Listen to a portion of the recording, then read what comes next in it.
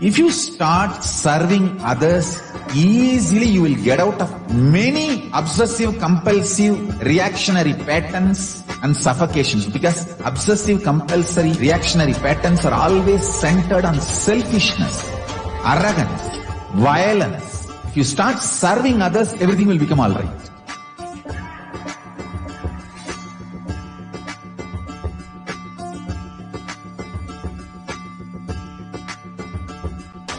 All over the world, I want the Rathotsava to happen. From Guru Purnima to Navaratri. I want all Annalayas to be open to people. Give free food with the free library. Food for stomach and food for consciousness. Both. One book, my Bhagavad Gita, will be gift. Go from house to house, door to door. Collect whatever people can contribute. One handful of rice, $1, or any small 1 kg vegetable, anything people give. It's one of the best spiritual practice. Madhugari Bhiksha. If you guys start doing this, everything, all the best things will be showered on you guys. And Paramashiva more and more will manifest in temple also.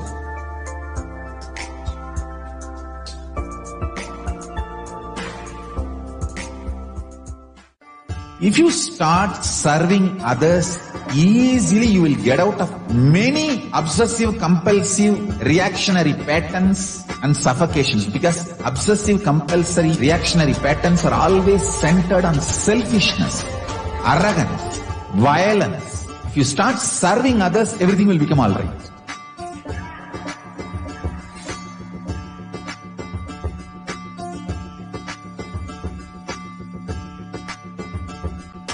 All over the world, I want the Rathotsava to happen. From Guru Purnima to Navaratri. I want all Annalayas to be open to people. Give free food with the free library. Food for stomach and food for consciousness. Both. One book, my Bhagavad Gita, will be gift. Go from house to house, door to door. Collect whatever people can contribute. One handful of rice, $1, or any small 1 kg vegetable, anything people give. It's one of the best spiritual practice. Madhugari Bhiksha. If you guys start doing this, everything, all the best things will be showered on you guys. And Paramashiva more and more will manifest in temple also.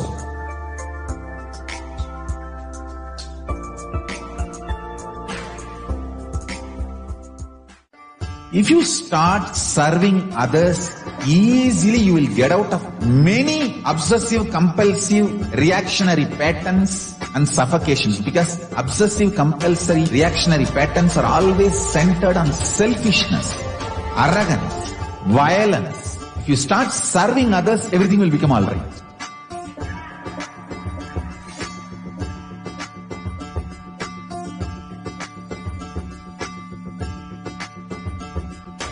All over the world, I want the Rathotsava to happen.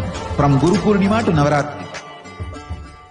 I want all Annalayas to be open to people. Give free food with the free library. Food for stomach and food for consciousness. Both. One book, my Bhagavad Gita, will be gift. Go from house to house, door to door. Collect whatever people can contribute.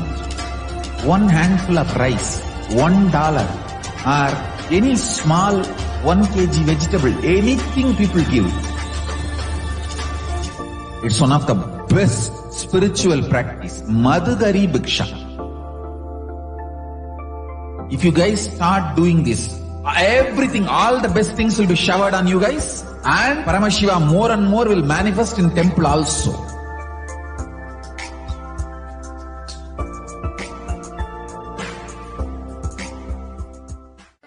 If you start serving others, easily you will get out of many obsessive, compulsive, reactionary patterns and suffocations, because obsessive, compulsory, reactionary patterns are always centered on selfishness, arrogance, violence. If you start serving others, everything will become alright.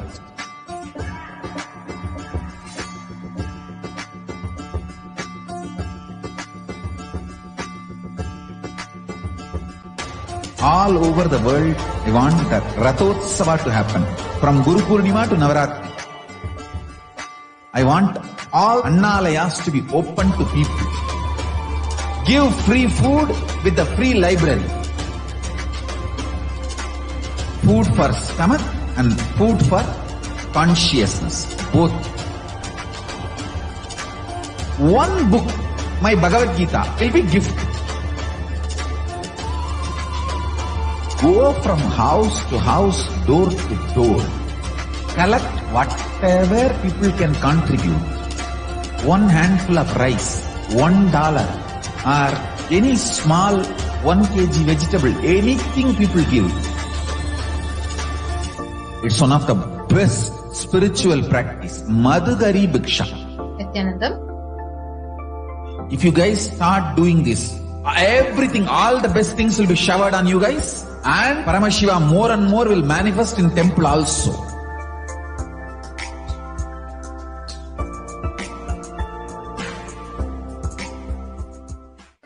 If you start serving others, easily you will get out of many obsessive, compulsive, reactionary patterns and suffocations, because obsessive, compulsory, reactionary patterns are always centered on selfishness, arrogance, violence. If you start serving others, everything will become alright.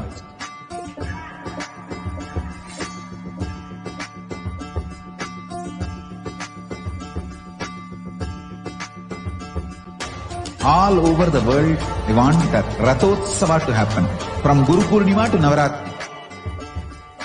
I want all Annalayas to be open to people. Give free food with the free library. Food for stomach and food for consciousness. Both. One book, my Bhagavad Gita, will be gift. Go from house to house, door to door. Collect whatever people can contribute. One handful of rice, $1, or any small 1 kg vegetable, anything people give. It's one of the best spiritual practice. Madhugari Bhiksha. If you guys start doing this, everything, all the best things will be showered on you guys. And Paramashiva more and more will manifest in temple also.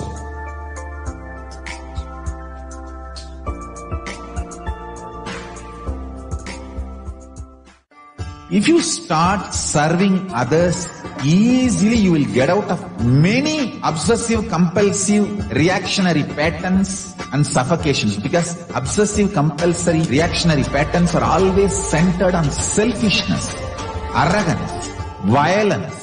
If you start serving others, everything will become alright.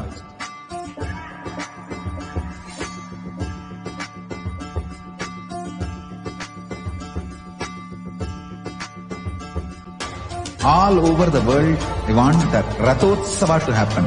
From Guru Purnima to Navaratri. I want all Annalayas to be open to people. Give free food with the free library.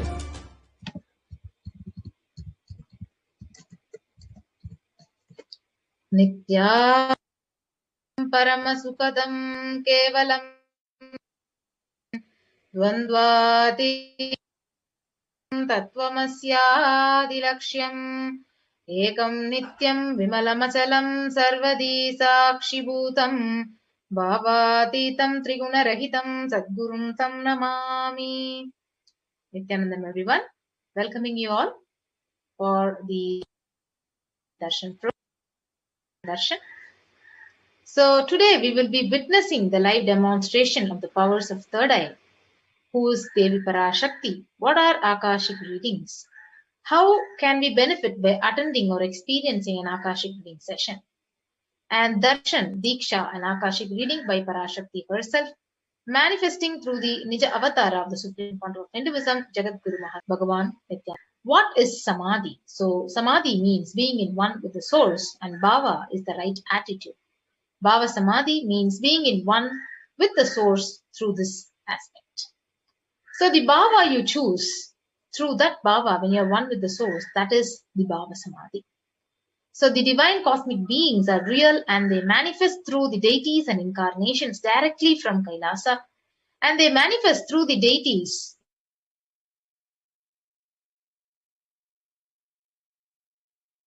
Awakens your Kundalini Shakti, which is the latent potential energy in every human being.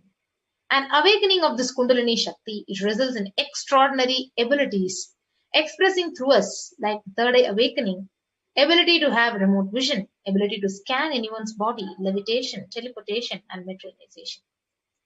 So when the Kundalini energy is awakened, your whole brain, it comes alive. And this influx of superconscious energy, it visibly slows down the aging process and improves the immunity to diseases. So with increasing levels of coherence, the whole brain, it comes alive, turning into a superconductor of conscious energies that heals, that empowers and transforms our lives. So having the darshan or even a glimpse, it brings lasting transformation in us, cleansing the lifetimes of karmas and raising you to the next level of superconscious breakthrough, like hitting the reset button in your very being. And one more important concept is the mirroring of neurons. So mirror neurons activate and they process all the observed movements or informations of the avatar just by seeing. That means your entire body, it silently and without movement, recreates what is happening distance is far away, experiencing the superconscious energy that is radiated by the avatar. So Akashic reading is not a prediction, it is a reading from the cosmic archive. So there is no such thing as the past, present, and future. Beyond space, creation and destruction, they happen simultaneously. And in the dimension of time starts the past, present, and future. But in Akashic records, there is no past, present, and future. And that is why whatever is happening, and yet to happen is already very clearly recorded. So let us understand more about the Supreme Pontiff of Hinduism, Jagat Guru Mahasannidhanam. His Divine Holiness Bhagavan Nithyananda Paramashivam is the reviver of Kailasa, a macrocosmic, ancient, enlightened Hindu civilizational nation. And he is the 1008th incarnation of Paramashiva as per Hinduism, recognized by his predecessors who are enlightened masters and adepts.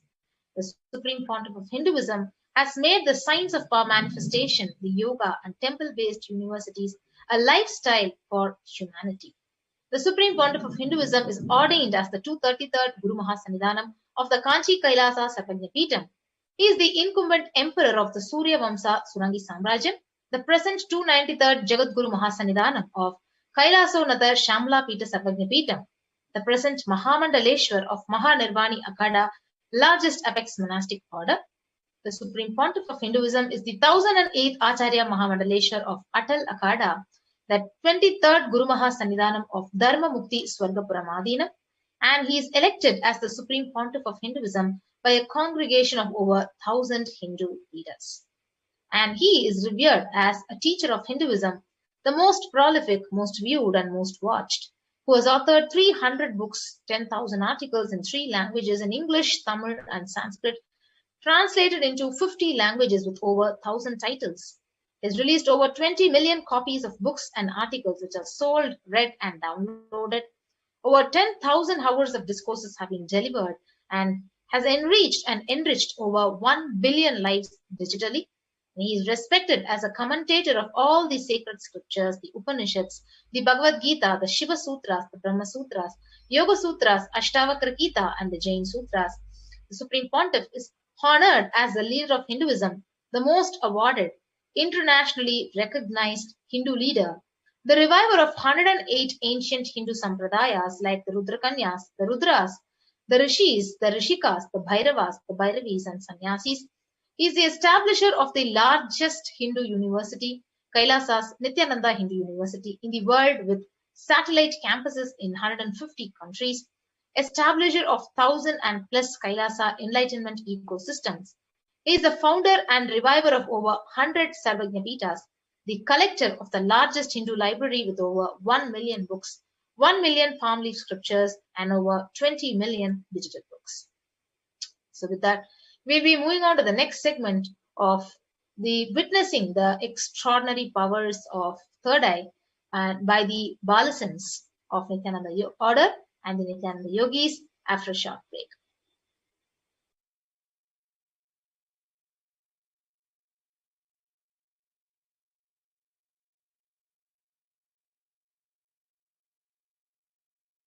I tell you, each Bhava Samadhi Darshan is a spiritual treat, enjoy. Spiritual feast, enjoy. Don't miss it.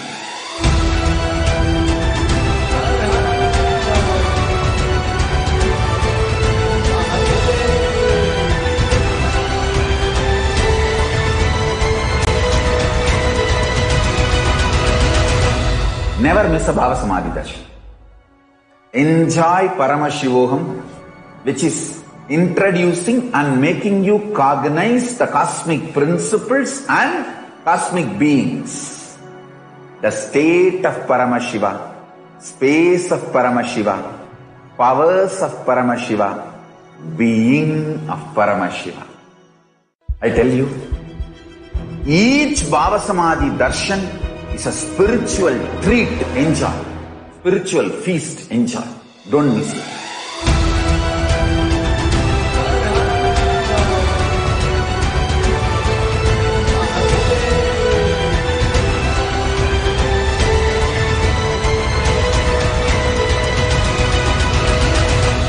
Never miss a Bhava Samadhi Darshan. Enjoy Paramashivoham, which is introducing and making you cognize the cosmic principles and cosmic beings. The state of Paramashiva, space of Paramashiva, powers of Paramashiva, being of Paramashiva. I tell you, each Bhava Samadhi Darshan is a spiritual treat, enjoy. Spiritual feast, enjoy. Don't miss it.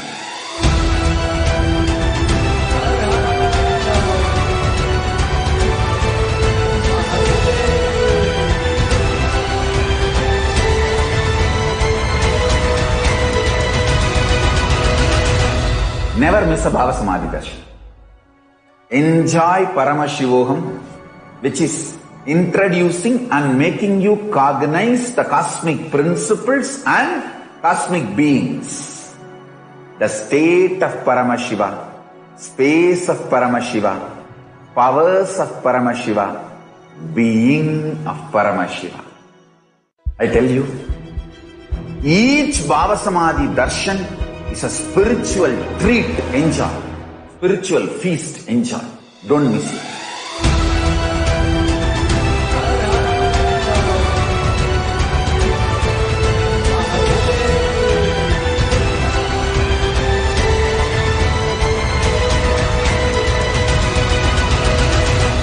Never miss a Bhava Samadhi Darshan. Enjoy Paramashivoham, which is introducing and making you cognize the cosmic principles and cosmic beings.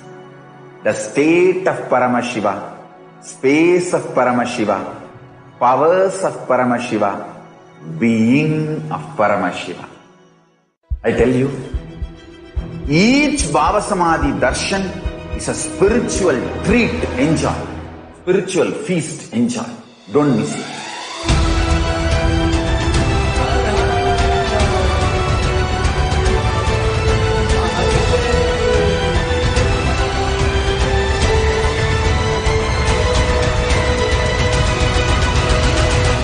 Never miss a Bhava Samadhi Darshan. Enjoy Paramashivoham, which is introducing and making you cognize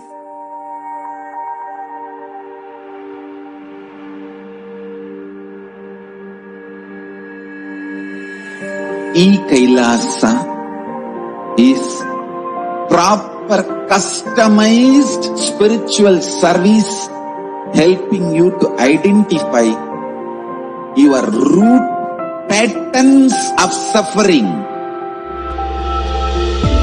We have perfected the science of helping every individual from every cultural, religious, nationality background.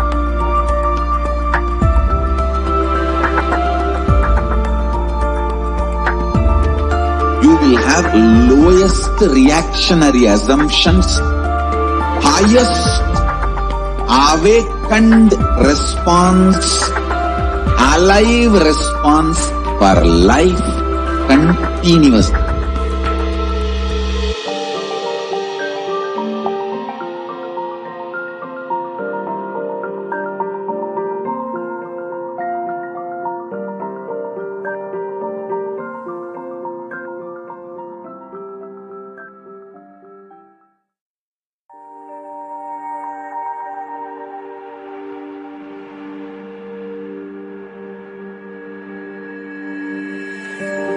Kailasa is proper customized spiritual service helping you to identify your root patterns of suffering.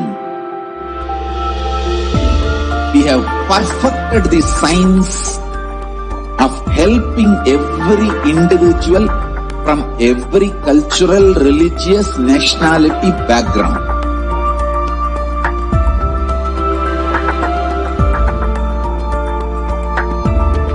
You will have lowest reactionary assumptions, highest awakened response, alive response for life continuously.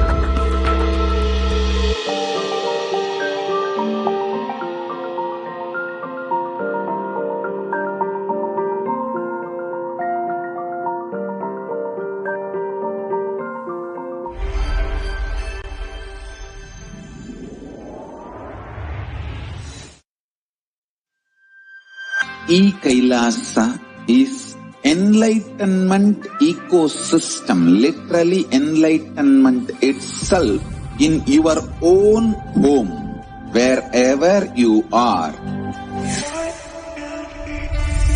Proper customized spiritual service helping you to complete with your life negativity, withdrawal from life, self-hatred, self-denial, self-doubt, so much of tiredness, laziness. We can support you, aligning your diet, your attitude, your aptitude, your understanding about life. We can help you with everything.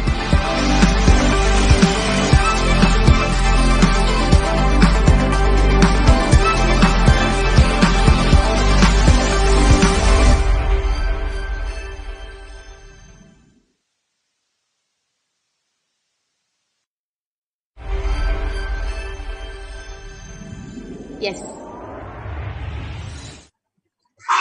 Yes. Kailasa is enlightenment. Yes, Nithyanandam. So let us now witness the extraordinary demonstration of the Shaktis of Paramashiva. So let us see the fundamental difference between Shaktis and Siddhis before we begin.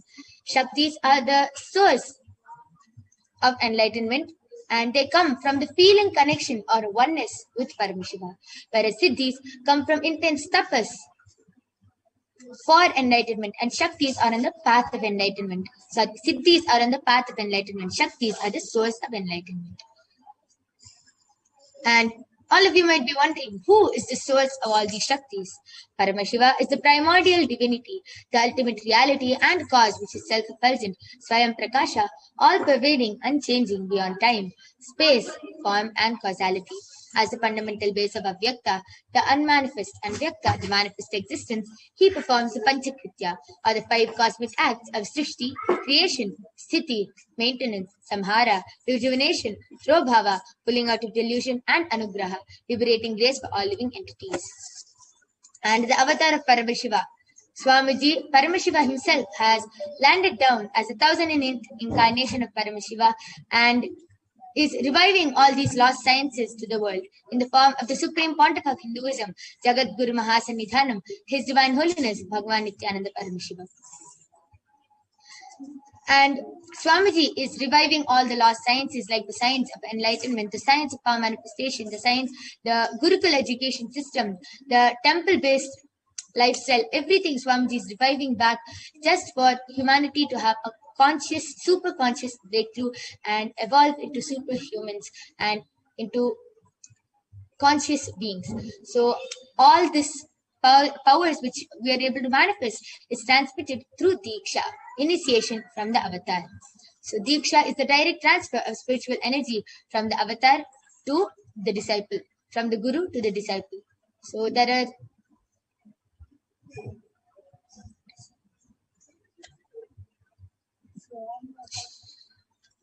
and Swamiji is giving this very initiation to all of us. Swamiji has initiated millions of disciples all across the globe into the science of power manifestation through the disciplines of Vedanta, Tantra, Sri Vidya, Yoga, Yoga Shastra, Mantra Shastra, Siddha Vidya, the science of Yoga, Bhakti Yoga, Paramashiva Jnana and Paramashiva Vijnana.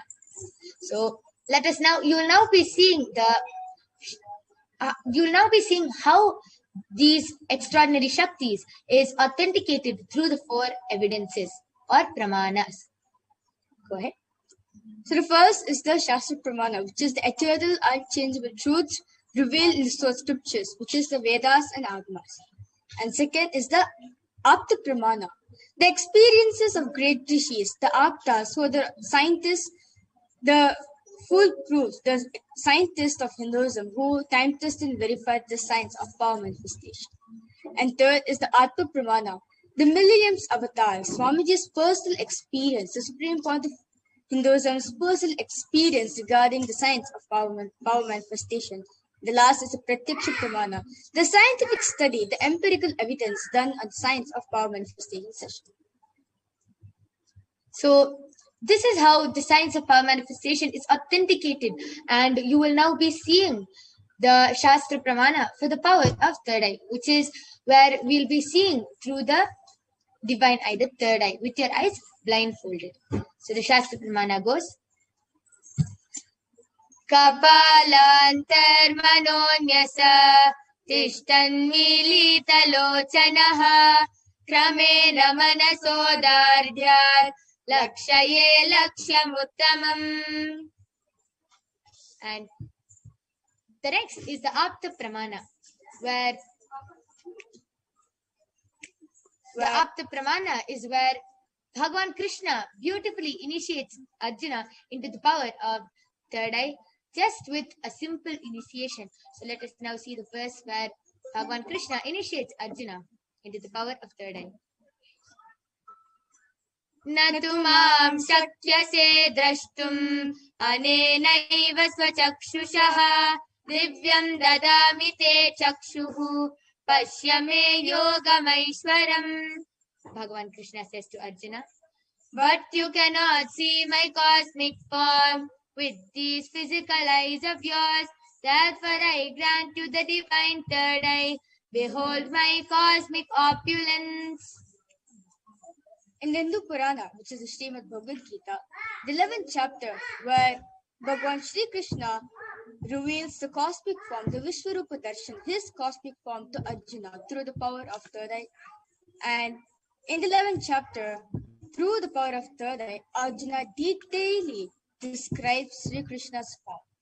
And next is the Apta Pramana, the Atma Pramana, where Swamiji shares that the 10 directions above him, below him, the 360-degree vision, everything was able to see and feel as everything as him. The stone which he was sitting on, the skin of the stone, the tree which was behind him, the plants, the shrubs, the bushes, which everything was there around. He could feel, and as he could literally see him in those beings. And the last is the Pratyaksha Pramana, where the scientific study which is done on the meditative states, and and states of samadhi using the positron tomography emission, the positron emission tomography. So during when meditative space, high activities is measured.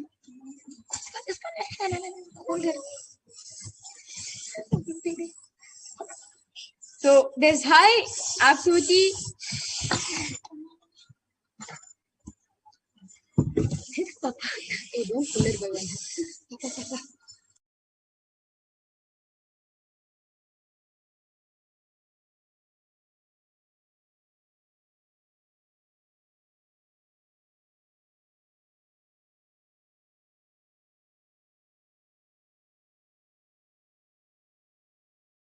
Where when you meditate the states, only the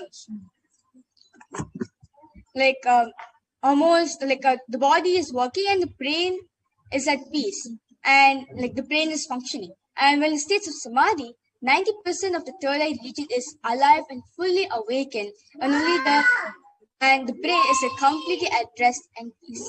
So now let us get to Sakshi Pramana, which is a live demonstration done on the power of third eye reading, which is the blindfold reading. Yes.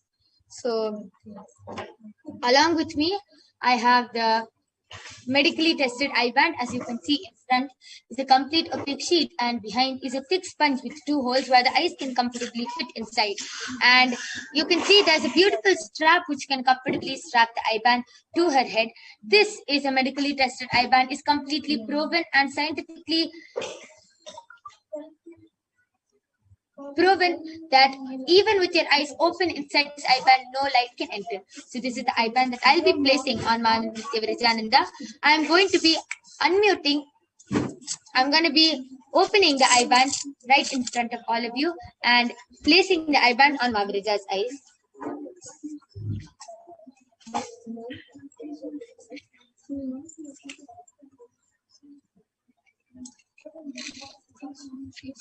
Maviraja, are you comfortable?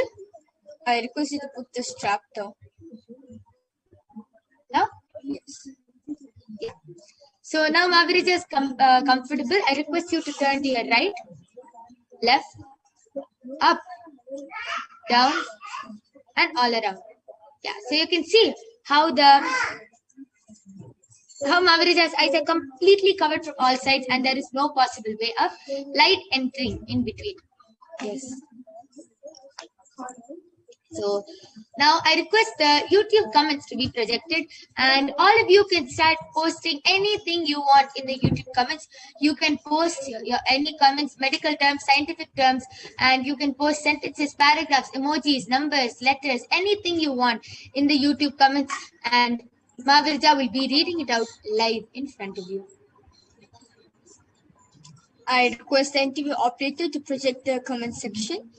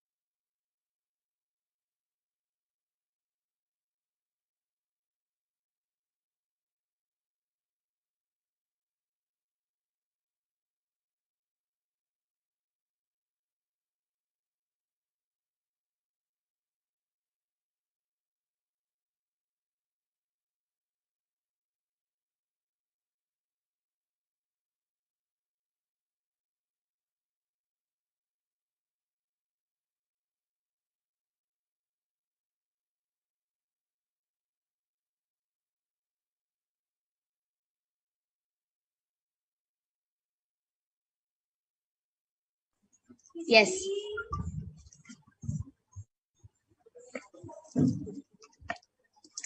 Yes, we're completing for the technical glitch. As now we remove the eye band of Mavarija, we'll again be placing the eye band on Mavarija's eyes.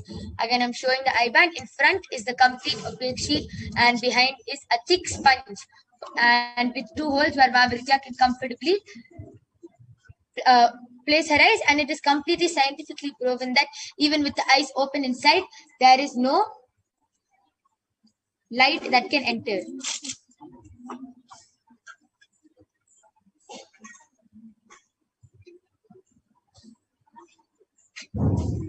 Yes. Mavarija, are you comfortable? Yes. Yes. So now Mavarija is comfortable. I request all of you to start posting comments as we again place the eye band on Mavarija. To make the power more authentic, I request all of you to again post, you can post different comments. So Mavarija will be able to read out the comments. So latest comment, which is posted in Kailasa's HDH Nithyananda YouTube channel, is by Expressions of Me I Am has posted. It's great that you girls can be relaxed and relatively focused even with the little one running around all over. And like a laughing emoji, good going, and a smiley emoji.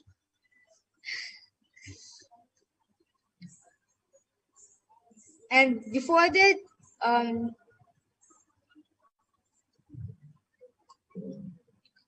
I request all of you to continue posting new comments. You can continue posting comments. You can post numbers, letters, words, shapes, anything you want.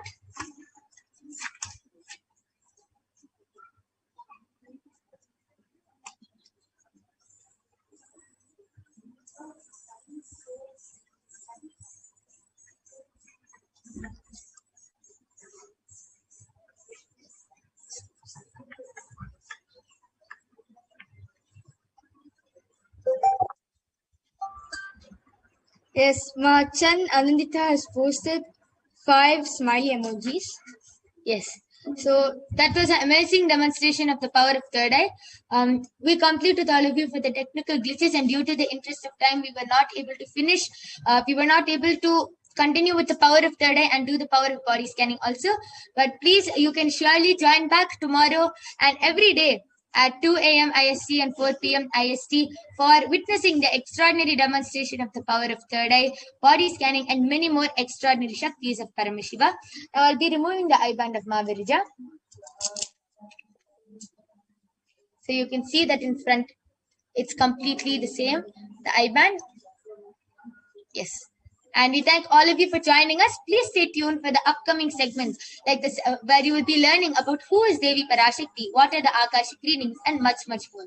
So please stay tuned for the upcoming segments. We thank all of you for joining us. Thank you, Nithyananda.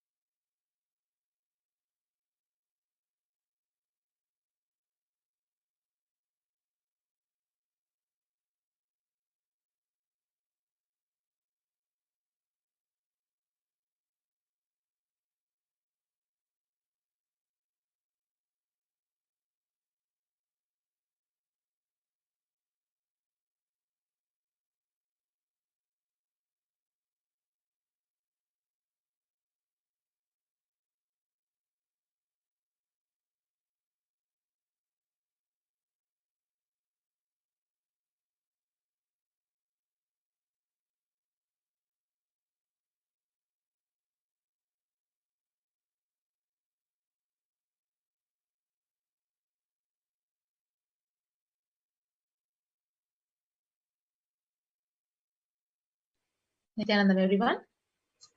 Welcome back. Nithyanandam, to all the viewers, welcome back.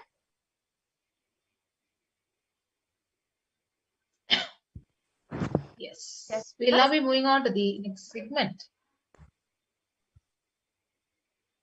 We'll be understanding Devi Parashakti, the cosmic principles which she represents and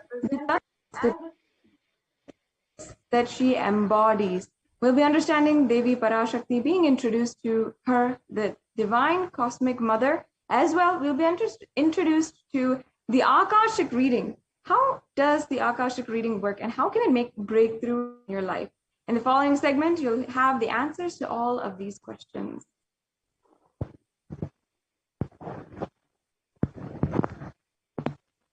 Yes, we can move forward.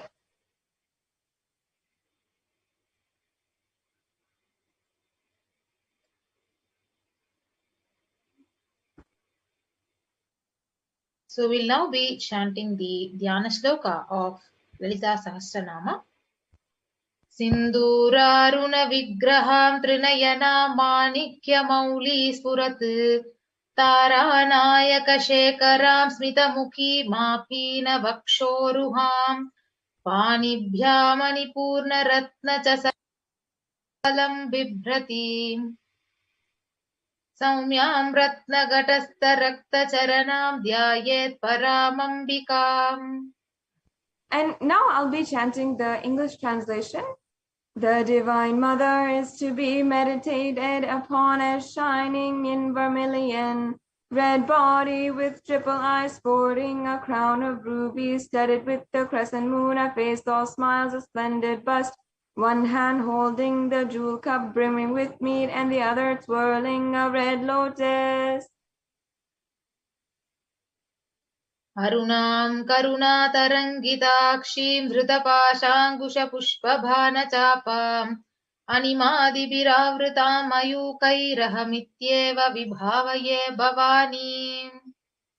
I meditate on the great Empress. She is red in color and her eyes are full of compassion, and holds the noose, the goad, the bow, and flowery arrow in her hands. She is surrounded on all sides by powers such as anima for race, and she is the self within me.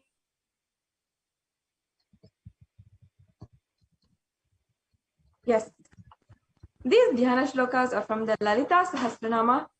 The Lalita Sahasranama is a very profound scripture from the Puranas.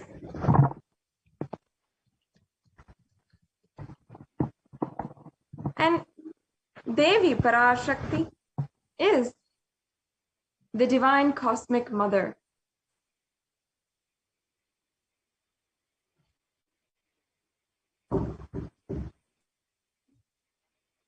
Yes, we can move on to the next slide.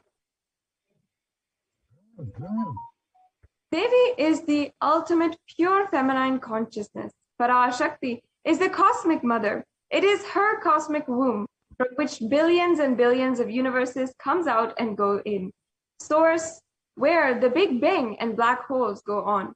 Parashakti is the source Shakti, the source energy and source power, from which all of us came, in which all of us are even in now, and in which all of us are going to merge.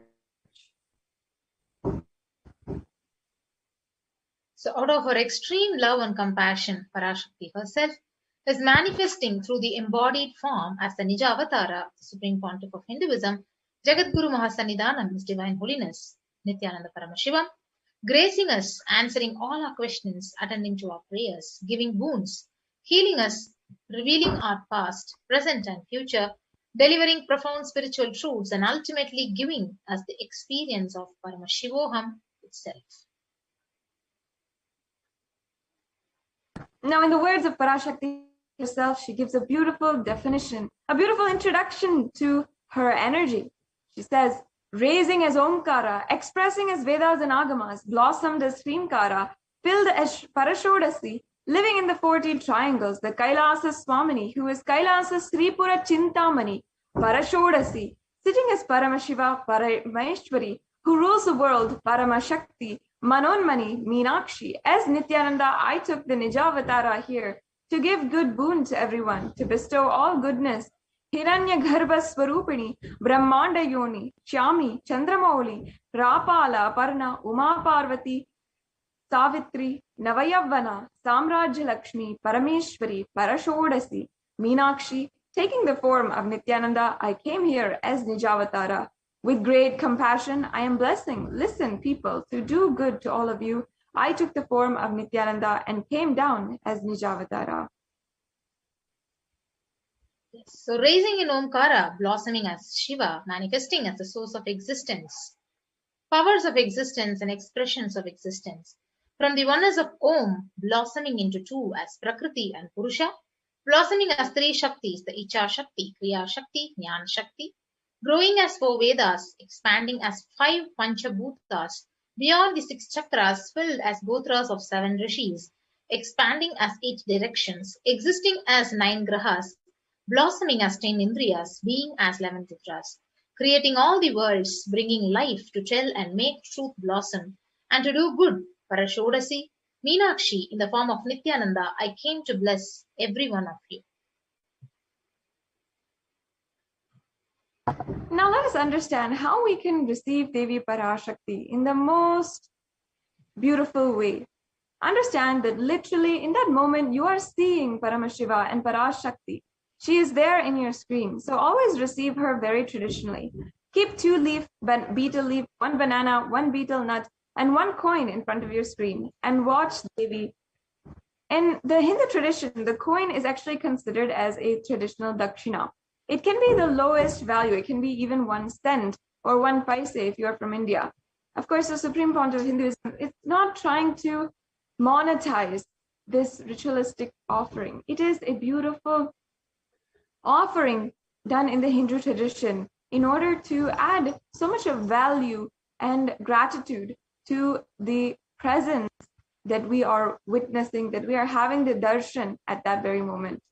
The next slide, please.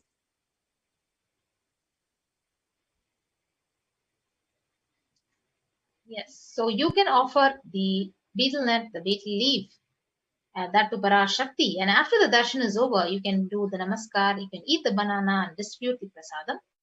And you can collect the traditional dakshina which you're offering and send it to the Nithyanandeshwara temple in Los Angeles. And so you might think this is a very small sentiment, but that which actually makes you feel that really Parashakti is there and you will never take Parashakti for granted. So all these rituals, they literally break your monotonous, unconscious mentality and lifestyle. And again, it raises you to the powerful cognition. And it will break the unconscious behavior of taking Parashakti as for granted. So as you can see here, these are the examples of what you can prepare for the tambulam. The tambulam is another name for the dakshina. And you can offer this to Devi Parashakti as she is appearing, as she gives the darshan. And you can take a few minutes later on during the SATSANG, later on during the darshans, you'll have a few minutes right before the darshan to get all of this prepared.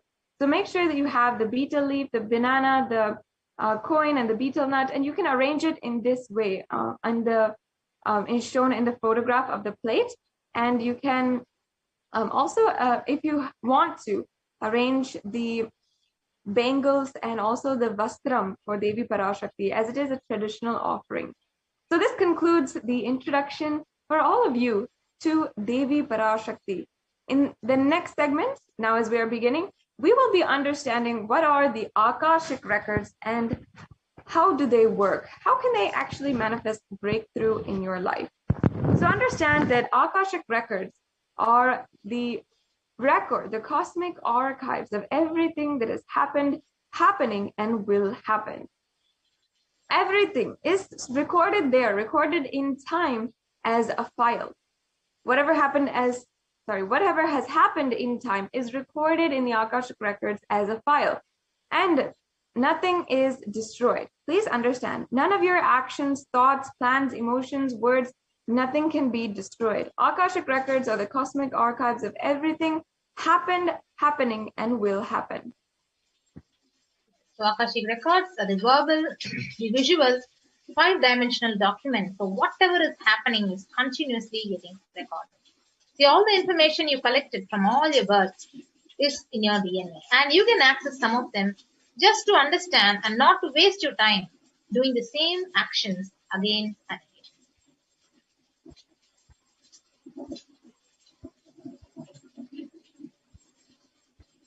Now, please understand that many of you might have gone to get your horoscope done, or you might have gone to get some other kind of predictions on your future done.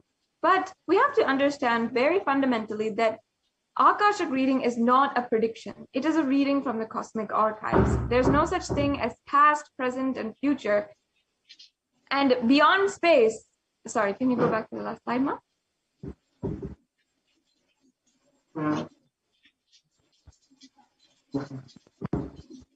Yes.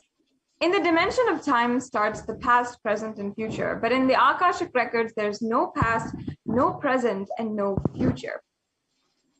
So that is why what we call as what has happened, happening, or yet to happen is already clearly recorded. So in Swamiji's words, nobody has a right to comment on these readings. Nobody has a right to manipulate on these readings. Nobody has a right to interpret these readings. And nobody has a right to comment on these readings. So they are complete unto themselves. And for anybody to live in tune with the cosmos, the Jivan Mukti, living enlightenment, does not need any special practice other than listening to these great readings again and again. So when you listen to these great readings, naturally your negative logic is penetrated, broken, and these great truths, they settle in your inner space and they make you live enlightenment. As the avatar of Paramashiva, who has graced humanity with the blessings and darshan in the form of Devi Parashakti, he is revealing answers to our questions to the yearning of seekers as solutions, breakthroughs, and liberating humanity from pain and suffering. And any answer that is given by Devi Parashakti is not just an answer, but a breakthrough for the receiver. Yes. So let us move to the Shastra Pramana, scriptural reference from the Vijnana Bhairava Tantra, Dharana 61, Sutra 84. Akasham Vimalam Pashyan Kritva Drishtim Nirantara Shabdhatma Tatshana Devi Bhairavam Vapurapnuyat. And the English translation goes, Bhagavan Paramashiva says, looking at the spotless, infinite, etheric space, Akasha, beyond the sky and clouds, one should fix one gaze from the third eye without blinking continuously and make the body and inner space steady and motionless. In that very moment, O Devi, one attains the nature and powers of the infinite space, Bhairava. Next is the Apta Pramana from the reference from the Hindu Purana Mahabharata, which narrates the story of the great sage Maitreya, who reveals the secrets of his birth in the human form and reasons of his all his suffering to Vidura. And sage Maitreya accesses the Akashic records, and he told Vidura that he was not an ordinary man, but in fact an incarnation of Lord of Death, the Yamaraja. So that is why he had to play the part of a so-called Sudra for at least 100 years because of the curse by the Mandukya Muni.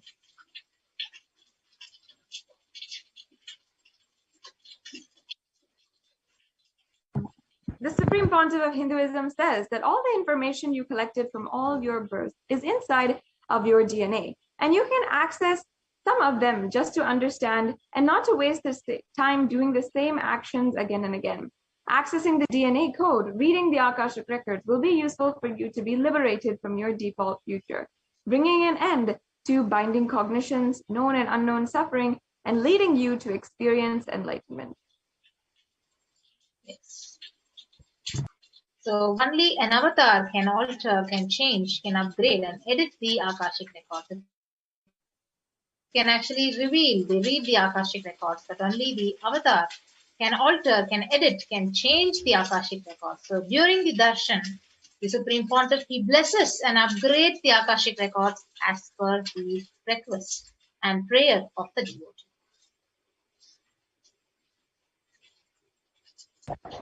Yes. Now, what can you ask during the Akashic reading? There's several answers, and the benefit that you will receive, and the transformation that you will go through is absolutely immeasurable and countless. But if I were to summarize, I can say in the few following points. First, you can get the most accurate and unbiased answer to any questions about your life, destiny, purpose, or any everyday part of your life. You can be spiritually healed of physical and emotional problems with just one look or word. You can understand the reasons behind your life's happenings, receive the blessings to fulfill your right desires, and get the clarity to redesign your future. Now, this is the introduction to the Akashic reading. Next, if you're excited to do so, we will be understanding how you can ask your questions on social media. Devi Parashakti has made herself available in all the social media platforms. So as you can see here, how to ask your questions on YouTube. You can go to Kailasa's SPH Nithyananda YouTube channel. Go to the live video, which will be streaming live right now. You'll be able to see the live iconation in the right-hand corner. And you'll see the join button. Once you get into that live video, you'll see the join button. Make sure you go to the join button and make yourself a member today of Kailasa's SPH Nithyananda official YouTube channel. And then in the chat, you can ask your questions, whatever questions that you have, or the prayers that you have, or the boons that you would like to ask. You can ask in the chat, right as you can see. Yes.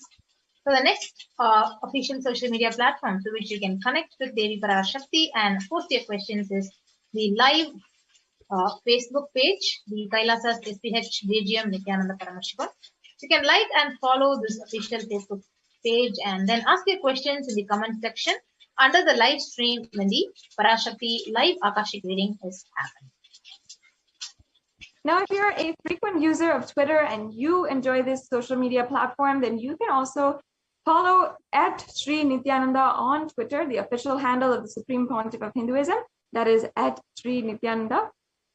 And make sure you're following and you have the notifications turned on so that anytime there's a live feed, you can get a notification. And you can ask your questions by replying to the tweet of the live feed. So ask your questions in the reply section of the tweet using the hashtag #AskTheAvatar.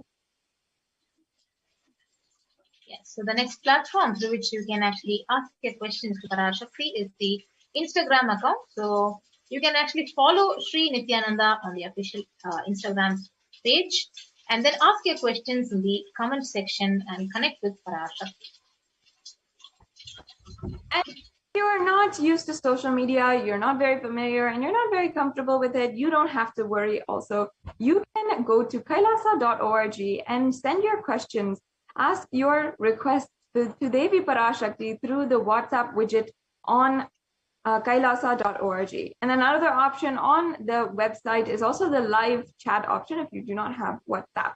So all of these are the different options that you have today to ask your questions to Devi Parashakti and receive the breakthrough that you need in your life right now. Devi Parashakti has manifested in order to answer and attend to all of her devotees, those whom she sees as her beloved children, and has blessed each and every one of us with her guidance and protection. Every single day for the past few months, we have been literally cherishing and enjoying the answers that Devi Parashakti is giving, not only to individuals, but the guidance that she is giving to humanity itself. So in the next segment, we will be understanding how Devi Parashakti has given us the guidance to navigate our lives in these extremely dark and tense times. So we invite all the viewers to this next segment. We'll be right back with you after a short break.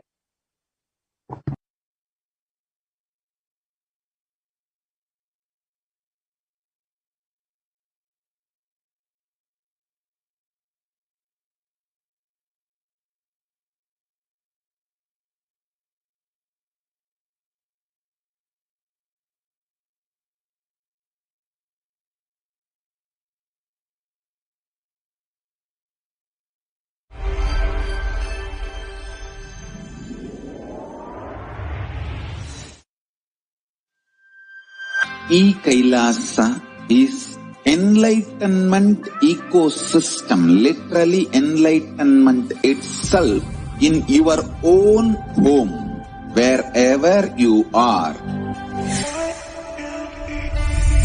Proper customized spiritual service helping you to complete with your life negativity, withdrawal from life, self-hatred, self-denial, self-doubt, so much of tiredness, laziness.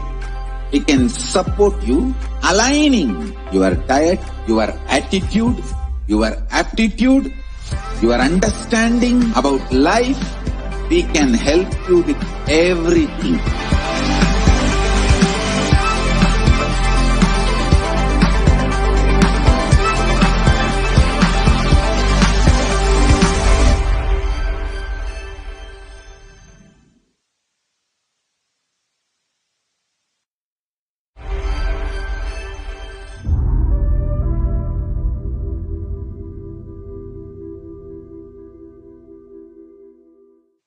Even a malignous man, by beginning in the company of SATSANG, makes even the impossible as possible in this world.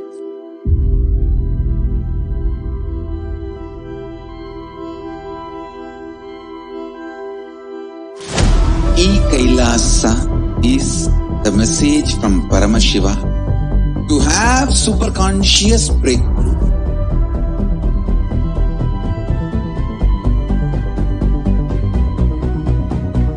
Enlightenment, power manifestation, Paramashiva, everything served to you without you even moving out of your couch.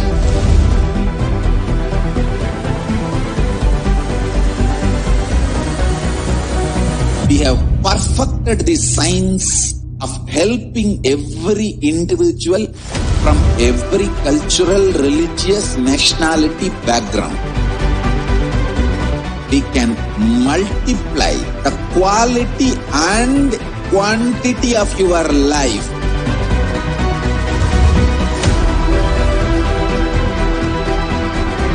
The most ancient, best way of life and best kept sacred secrets all these years, handed over only from guru to disciple, guru to disciple, guru to disciple. Secrets kept inside the Siddha Paramparas, with the tradition.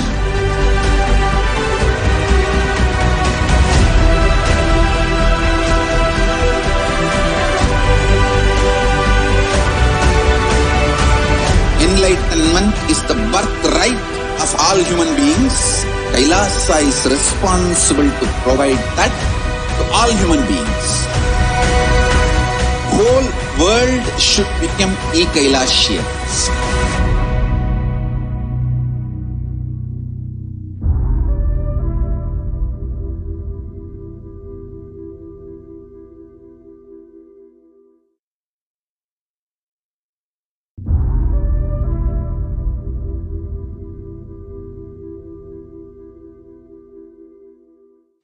Even a malignant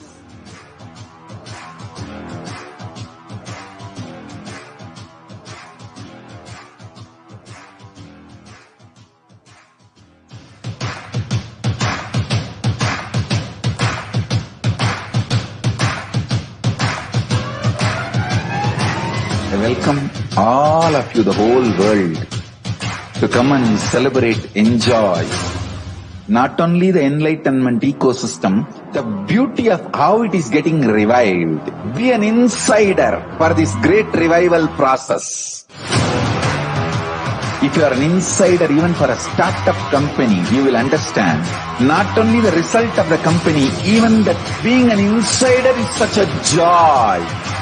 Being an insider when it was happening is something extraordinary. So, I welcome all of you to come and be part of an insider of this revival of Kailasa, the enlightenment ecosystem, sovereign order of Kailasa, Kailasa nation itself. I request and welcome, invite all of you to become Kailasian get your free passport and make billions receive this free passport.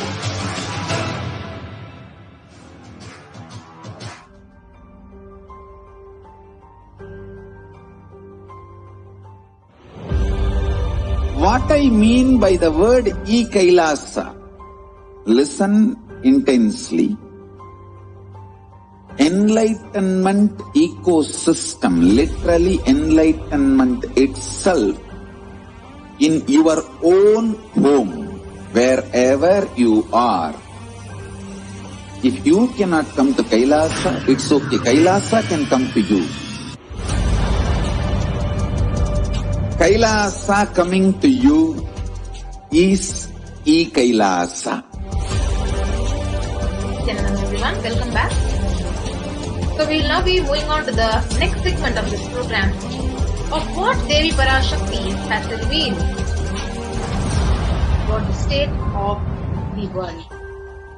So we'll be now watching a small video clipping on what Parashakti has revealed about the black fungus.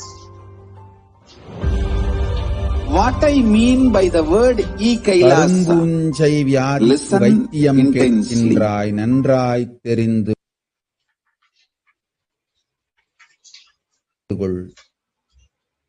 கரும்பூஞ்சை வியாதி நுரையீரல் மட்டுமல்லாது மூளையையும் நசுக்கி மனிதனை ஜடமாக்கி மரணத்திற்குள் தள்ளும் உயிரியல் ஆயுதம் மனிதர்கள் மீது நடத்தப்படும் உயிரியல் போர் இது.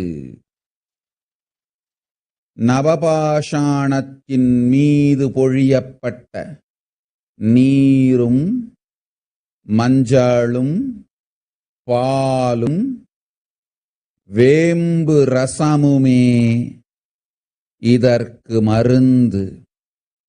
அதை அருந்தி உடலிலே அதை ஊற்றி நீராடி இருந்தவர்க்கு காவல் அம்பிகையின் சக்தி.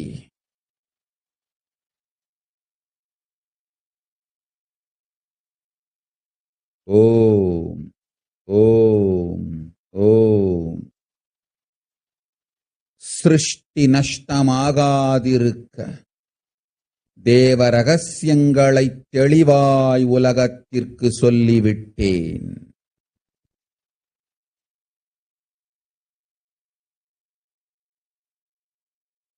இந்த ரகசியங்கள் எல்லாம் உலகத்திற்கு நாம் நித்யானந்தன் வடிவு கொண்டு சொல்லும் பொழுது எதிரிகள் பெருங்கோபத்தோடு நித்யானந்தன் திருவுருவை அழித்திடாமல் இருந்திடவே அவன் திருவுருவை கைலாயத்திற்கு கொண்டு வந்து பாதுகாப்பாக்கிக் கொண்டு பிறகு இந்த உண்மையெல்லாம் உலகத்திற்கு சொல்லுகின்றேன். அன்னை பராசக்தியும் கூட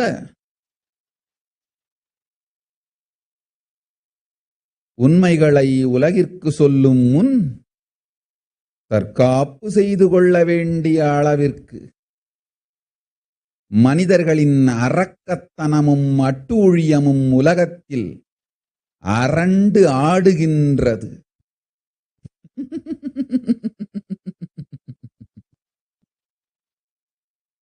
ஓம் ஓம் ஓம் ஓம் ஓம்.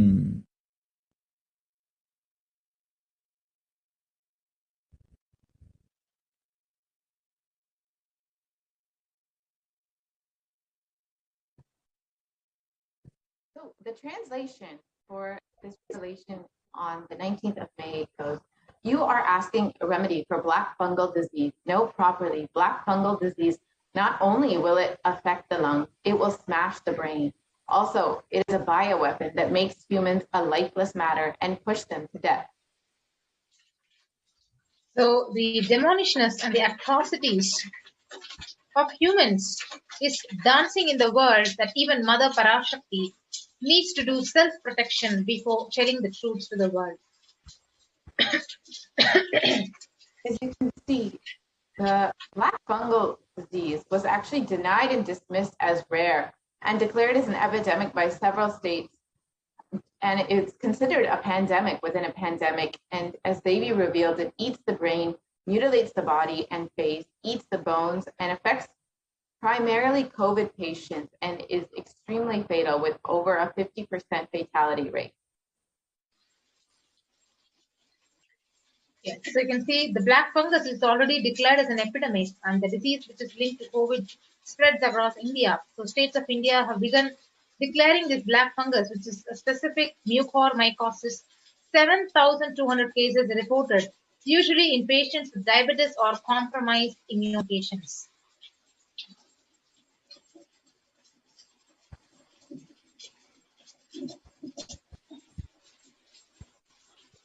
And according to recent articles, India faces a shortage of treatment in facing the two epidemics, and COVID-19 increases the black fungal infection risk in India. And Yes. you see here that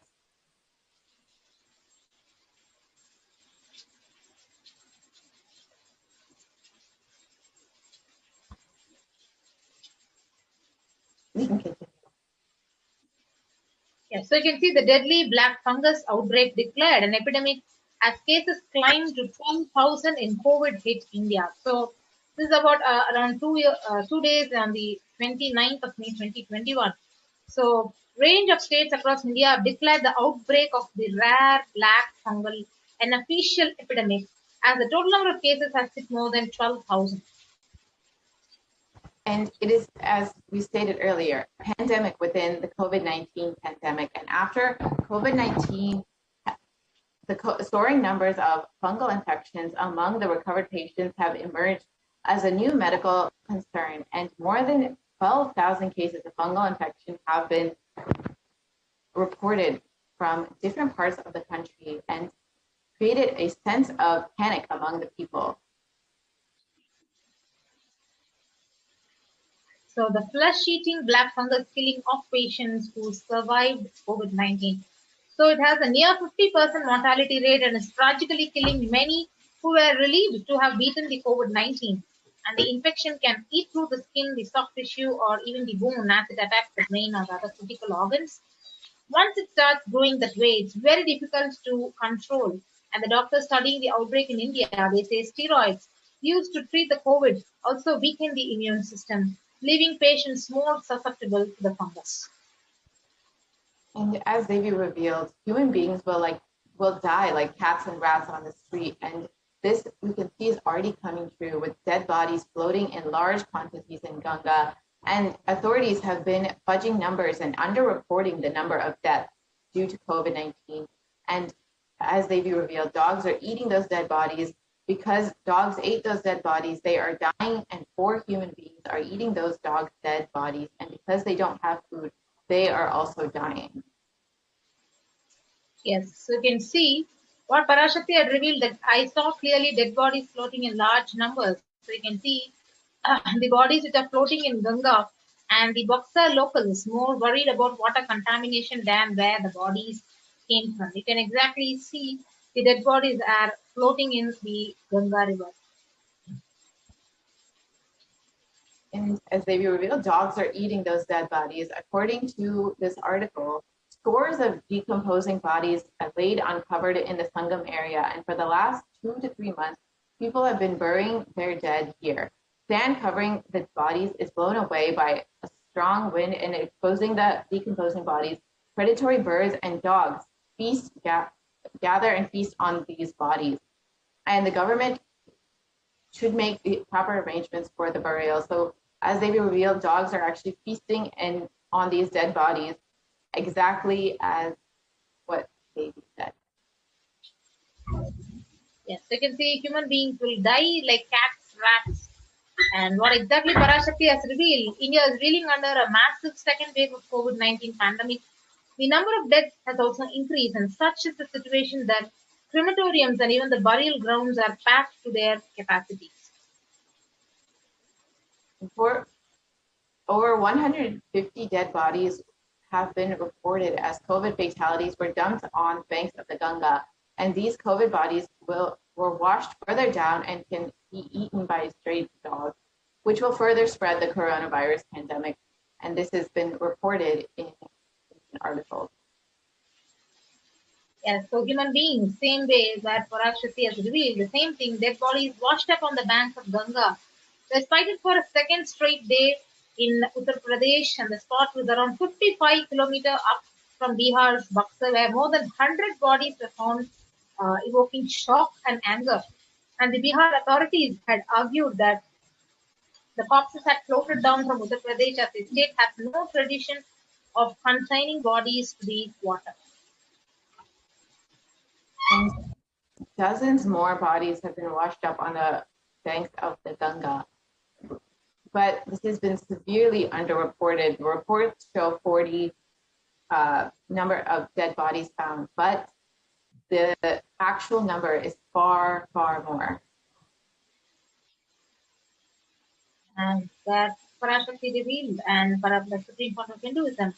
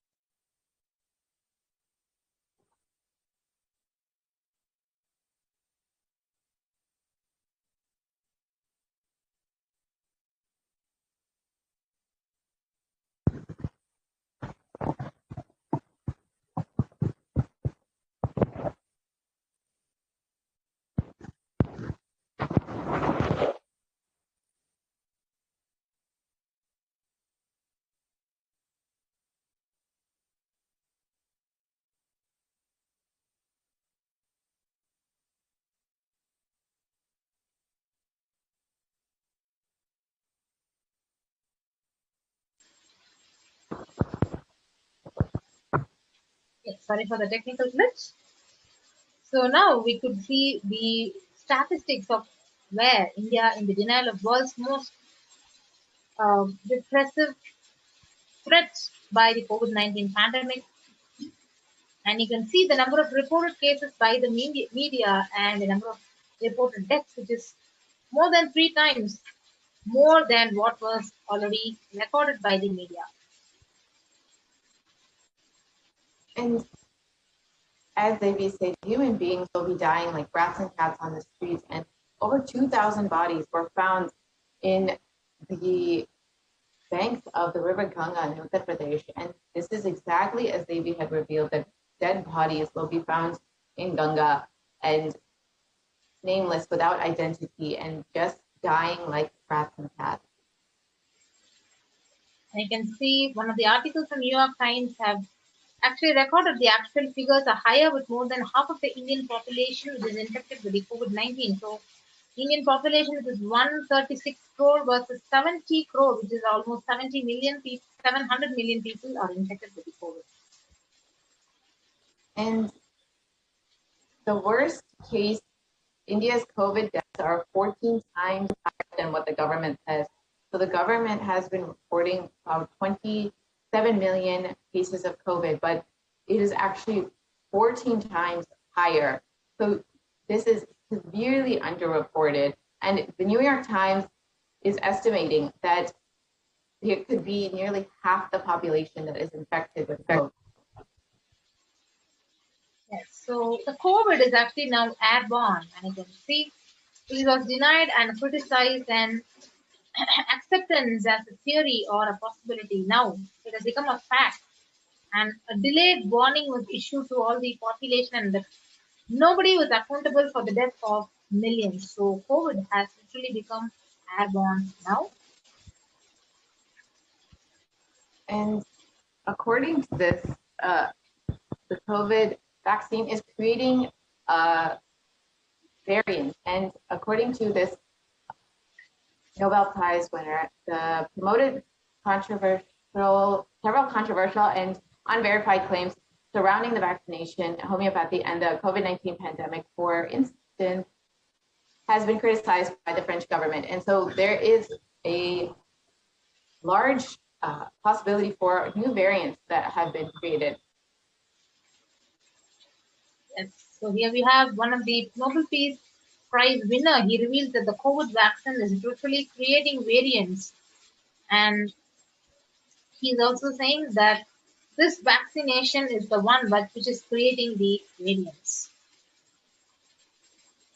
And as we know, COVID is considered the most world infectious disease because it is airborne. And scientists say that the authorities think so too, and this has been verified by the CDC and WHO, and has changed the way that we should be approaching the disease now. And we have one more scientific research article which discusses the airborne transmission for months, and it was only the last week of May that the WHO and CDC had made this official. And you can see here how airborne transmission of COVID-19 is a risk.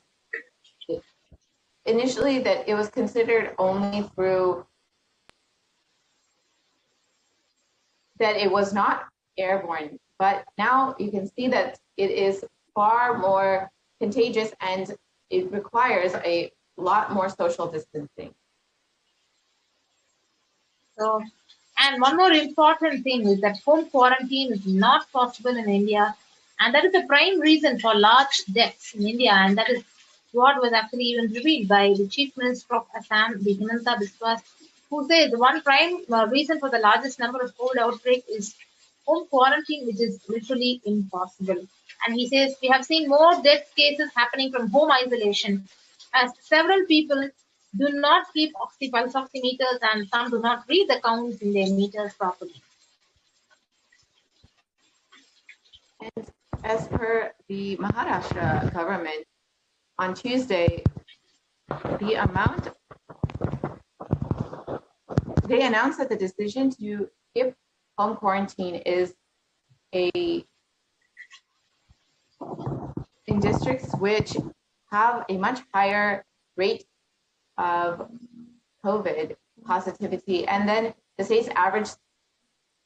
The state public health minister decided that to ensure better health care, it is best to quarantine in facilities which show, especially for locations which have a much higher COVID rate.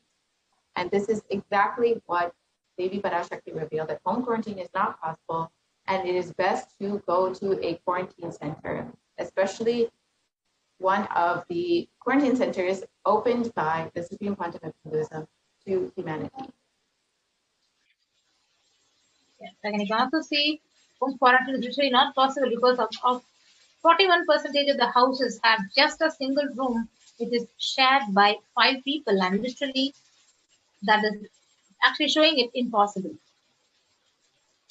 And yes, as you can see, that there is it's very difficult to have self-isolation in these crowded cities where people have very little space, and 40% of families are in very tight quarters with only one room, where isolation and social distancing is nearly impossible. And you can see again another article which says, where is the space for home quarantine in cities? So the ministry's guidelines on home quarantine was literally impossible in one of the states in India. So with that, we come to the conclusion of this segment of this program, and we just saw what Parashakti had revealed to the world, how the COVID-19 is literally affecting the humanity, and her revelations are exactly coming true, and it was actually we also saw various articles which are the supportive evidences of Devi Parashakti's revelations. So with that, we will be moving on to the next segment of this program after a short break.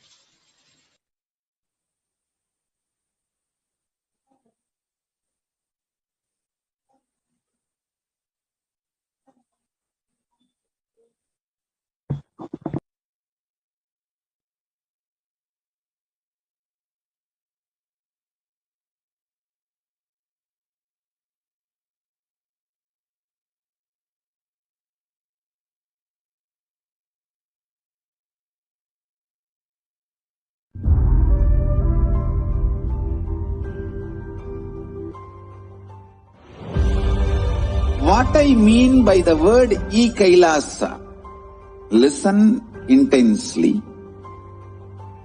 Enlightenment ecosystem, literally enlightenment itself, in your own home, wherever you are. If you cannot come to Kailasa, it's okay. Kailasa can come to you. Kailasa coming to you is Kailasa.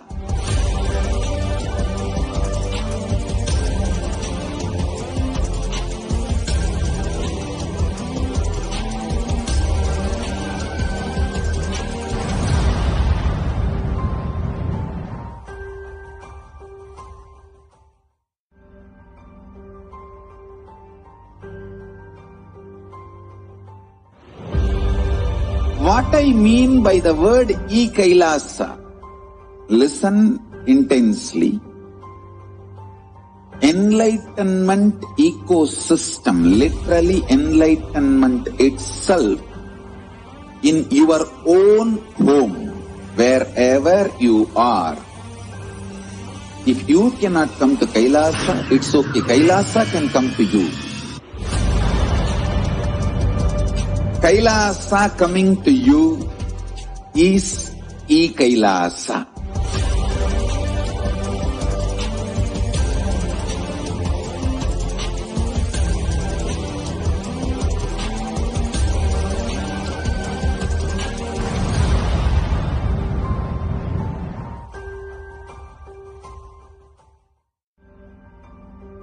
I tell you, each Bhava Samadhi Darshan is a spiritual treat, enjoy. Spiritual feast, enjoy. Don't miss it.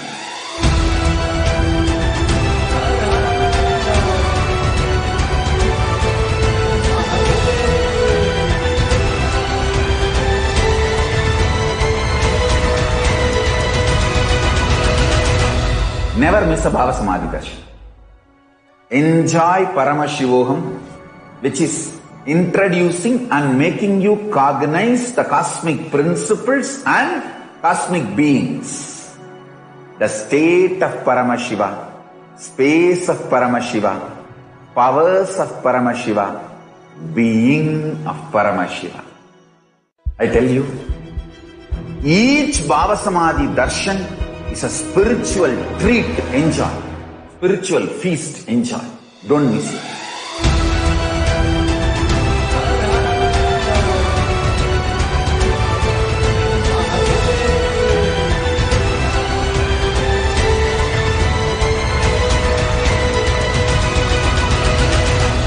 Never miss a Bhava Samadhi Darshan.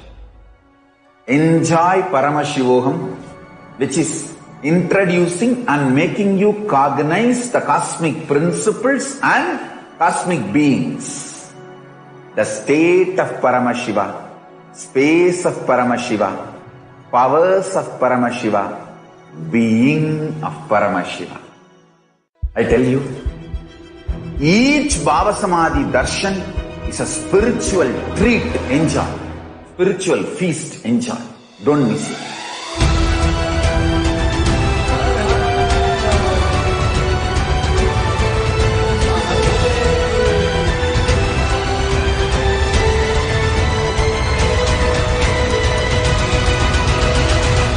Never miss a Bhava Samadhi Darshan.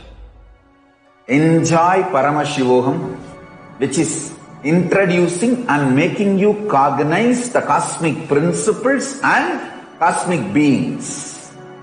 The state of Paramashiva, space of Paramashiva, powers of Paramashiva, being of Paramashiva. I tell you, each Bhava Samadhi Darshan is a spiritual treat. Enjoy. Spiritual feast. Enjoy. Don't miss it.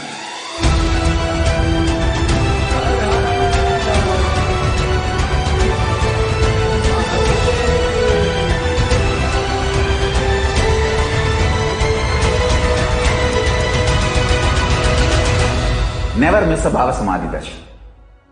Enjoy Paramashivoham, which is introducing and making you cognize the cosmic principles and cosmic beings. The state of Paramashiva, space of Paramashiva, powers of Paramashiva, being of Paramashiva. I tell you, each Bhava Samadhi Darshan is a spiritual treat. Enjoy. Spiritual feast. Enjoy. Don't miss it.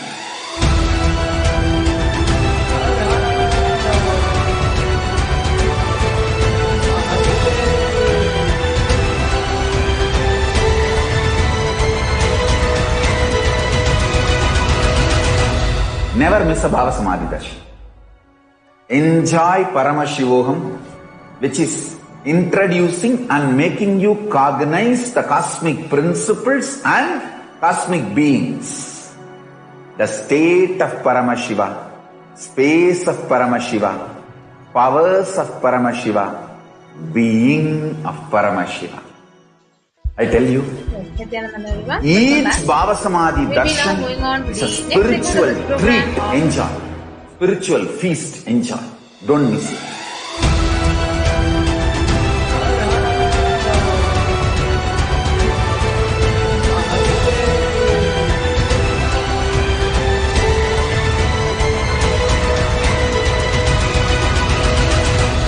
Never miss a Bhava Samadhi Darshan.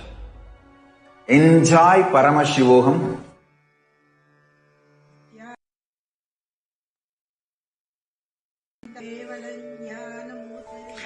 Here is the Australia Kailasa.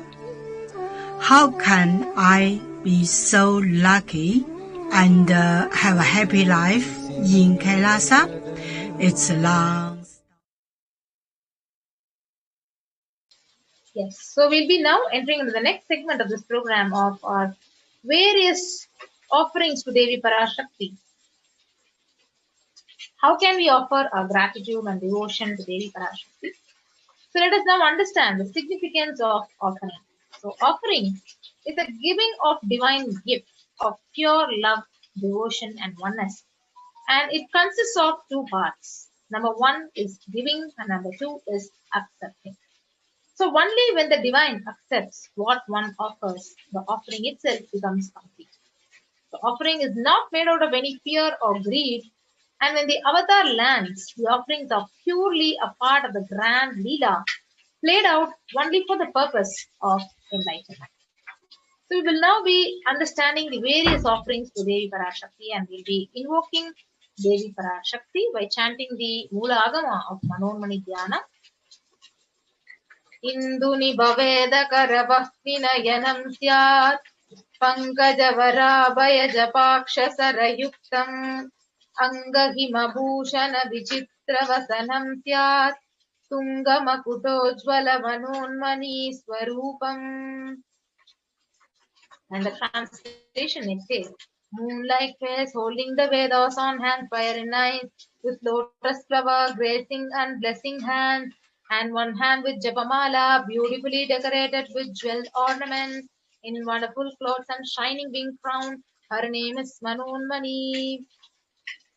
And the next Dhyana sloka is Dhyaye Devim Trinetram Sashini Bhavadanam Vedahastam Dadanam Savye Padmam Varadama Pare Chapayam Chakshamalam Divyairabharanai Vibhushita Tanum Brahmadi Vipujitam Devi Meva Manonmani Pratidinam Kamarta Datrim Shubham.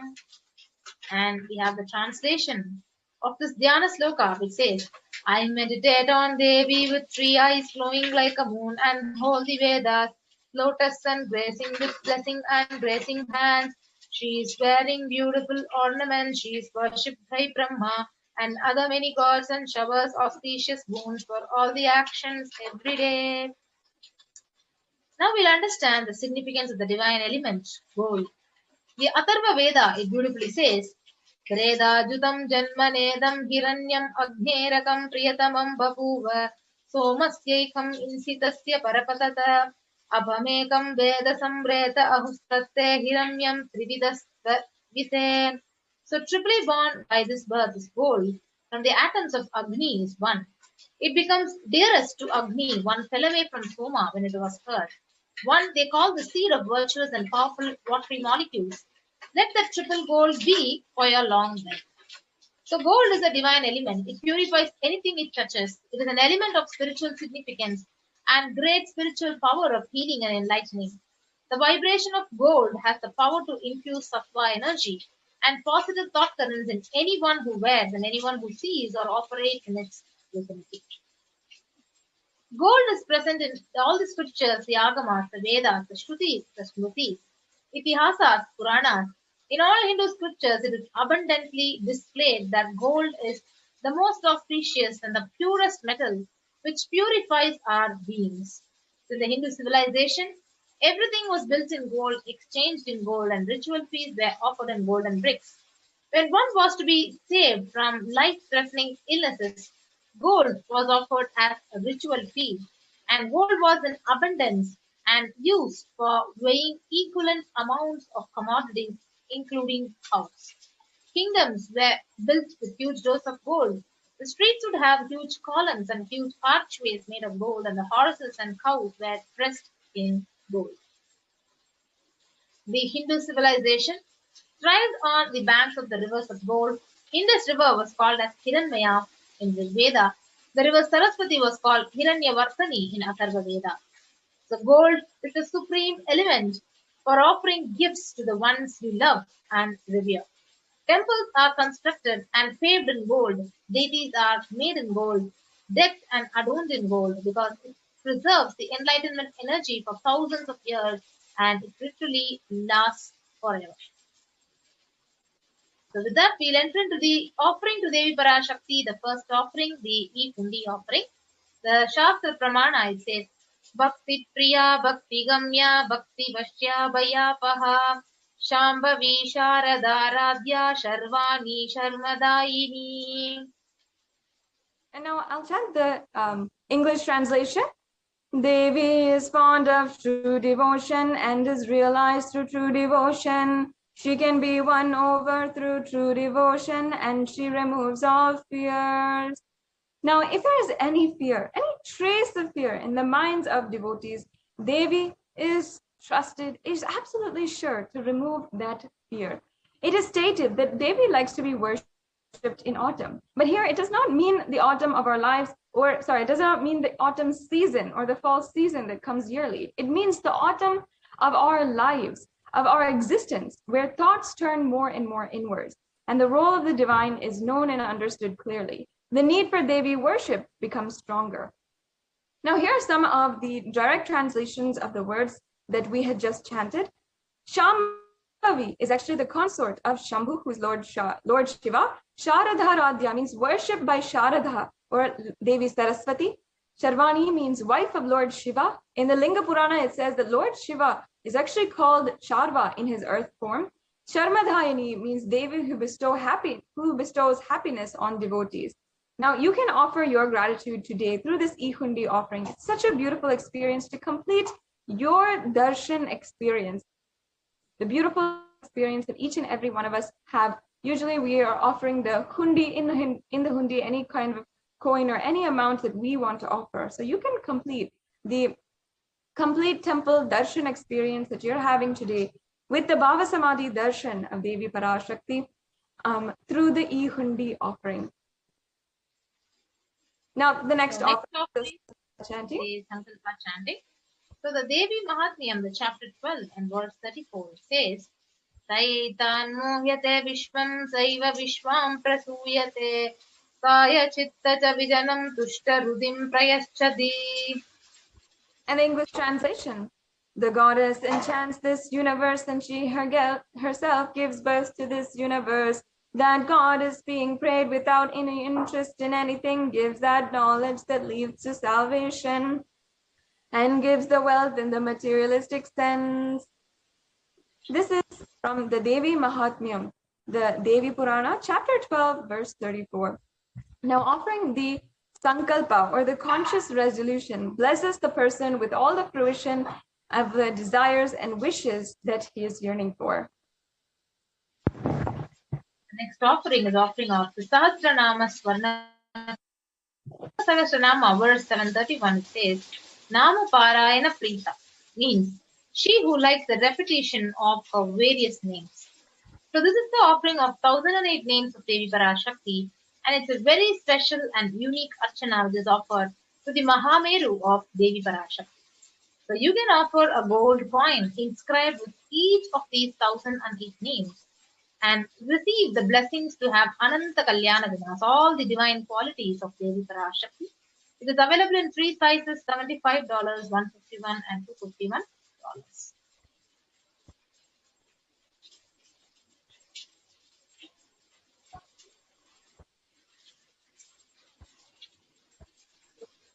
And the next offering is the Mukta Anguti.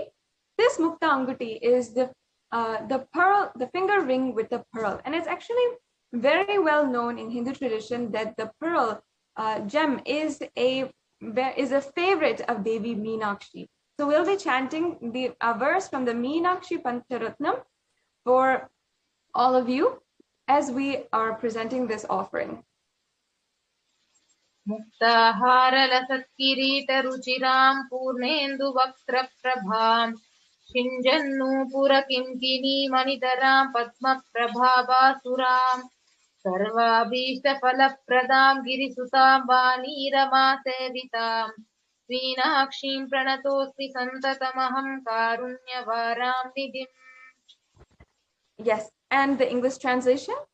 I bow down to the goddess Meenakshi, whose crown has garlands of pearls and face shining like the full moon, who wears anklets that are studded with gemstones and has small bells, who is shining like the splendor of a lotus, who grants all the wishes, the daughter of the mountain, who is worshipped by goddess Vani and Rama.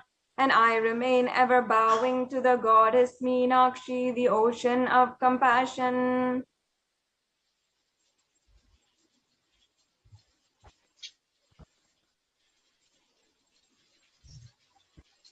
So you can offer this finger ring with a pearl to Devi Parashakti and receive her blessings to be showered by her compassion and pure love in all your business endeavors. And the next offering is the Swarna Padma Pushpam, the golden lotus. So the Kamikagama verse beautifully says, Ashtavidhyeshwaropeta kumbhavarana samyutam sarve sasutra vastradya hema pankaja pushitaha kapidana sakurchascha pakva bilva falaprabha Napannadhyaya samsiddha pramanena samandita. Now, the translation of the Kamikagama verse is all the kalasas should be wound around with suitable thread and covered with new cloth. They should be adorned with lotus flower made of gold. Yes, so there are hundreds of scriptural references for using the lotus in the worship of Paramashiva. Almost everything in the worship of the ultimate involves the consecration of deities, of worship, or meditating on, or the mudras and asanas used during the worship. It involves the lotus flower, lotus pericarp, the lotus leaves, lotus petals. So lotus itself is a divine flower. The Shakti of Paramashiva is also called as a lotus. The base of Paramashiva Linga is a lotus. The disciple of Paramashiva is also considered as lotus. So you can offer this golden lotus in any size you would wish to and receive the blessings to achieve the state, the space, the powers and being of Parashakti in your inner space amidst any or every adverse situation in your life. The next offering, the Swaranameti offering, the gold toe ring. Yes, so the Shastra Pramana, it says, Nakhadhiriti samchanna namajjana tamo guna padadvaya prabhajala parakrita saroruha. And the English translation, you whose brightness from toenails destroys the darkness of ignorance from the minds of devotees who prostrate at your feet, you whose brightness from your 2 feet overpowers that of the lotus flower. Yes, so you can offer the Swarnametti, the golden touring to Parashakti, adorning her sacred feet, to be in constant gratitude for receiving her blessings in even the most difficult aspects of your life. So the Swarnametti is available at $750. And you can go ahead to the link tiny.cc/Devi-offerings and offer the Swarnametti. The next offering is the Swarna Mangtika. This Mangtika has a very beautiful significance in the Vedic tradition. The Mangtika actually represents the nectar flowing from the Sahasrara Chakra, which is fully open. For those of you who don't know, the Sahasrara Chakra is the 1,000-petaled lotus that is sitting on the crown of the head. So when that is fully open and the nectar is pouring from it, it is represented by the Mangtika. So in the different verses, Devi Parashakti is described as Shuddha Sarabhi Varshani, meaning she who makes the nectar flow in all of our nerves from the Sahasrara. She who gives the very pleasant experience of the ultimate. Now you can offer the Mangtika to Devi and receive the blessings of achieving the blissful state of overflowing gratitude and the space of complete completion. Yes, the next beautiful offering is the Pratyaksha Pada Puja, where the 83rd sloka of Saundara Lahari says, Nakhadiditi sanchanna namajjana tamo guna padadvaya prabhajala parakrita saroruha. The English translation, the illumining splendor of Devi's toenails dispel the darkness of ignorance in the devotees prostrating at her feet. Her feet defeat the lotus in beauty. Now in shloka number 83 of the Saundarya Lahari, it states that the nails have been sharpened by constantly being touched by the crowns of celestial beings who always prostrate before Devi. Now tamoguna actually means darkness, and in this stotram, tamas is indicative of the ignorance of the minds of devotees, and by constantly prostrating by Devi, their ignorance is removed and they attain the supreme knowledge. Offering this Pratyakshapada Puja to the Supreme Pontiff of Hinduism gives you the absolute blessings for all auspiciousness and blessings in your life. Now it's also very auspicious as we are celebrating the Guru Purnima festival to offer the Pratyakshapada Puja and the Seva for the Supreme Pontiff of Hinduism. And the last Seva here that we have available for you today is the Vastra Seva. Vastra Seva is the sacred cloth that is offered at the feet of the Supreme Pontiff of Hinduism. This is also another offering that you can do to receive the blessings and all the auspiciousness from the Supreme Pontiff of Hinduism. So now this brings us to a conclusion of all the offerings. Now you can see a summary table of all of the offerings that are available for you to do today. We have the Ihundi offering, the Sankalpa chanting, the Devi Sahasranama Kasu, the Mukta Anguti, the Swarna Padma Pushpa, the Swarna Metti, the Swarna Mangtika, and the Pratyaksha Pada Puja, as well as the Vastra Seva.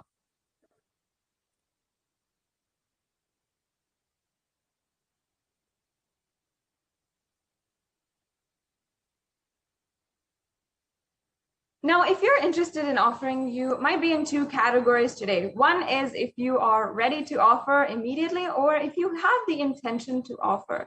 If you have the intention to offer, make sure that you share. You can also register yourself and fill out the intention form. So if you need help in manifesting, or you need more details, or you're interested in offering, but you're not sure when you can do it, when you'll have the time, or when you'll have the right resources to make the payment.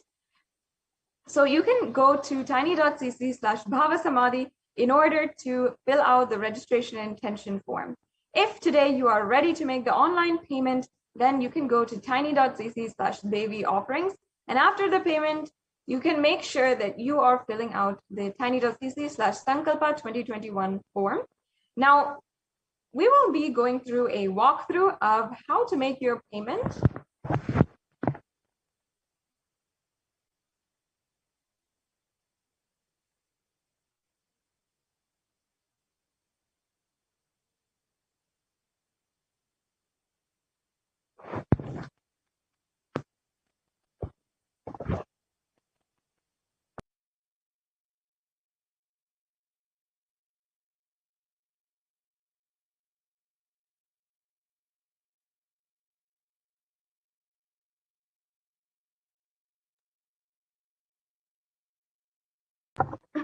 Yes, as you can see, this is the Parashakti Bhava Samadhi donation page. You can see that you can choose the drop-down option and choose any of the sevas that you would like to offer today. And all of the sevas will be listed down here. So then you can add to the cart.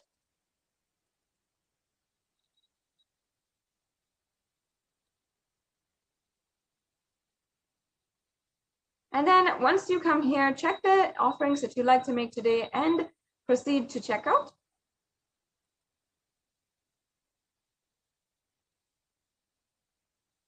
And then you'll be able to fill out all of your billing details as well as your payment details, and make sure that you are agreeing to the terms and conditions, and you can simply easily make your payment in a few easy steps.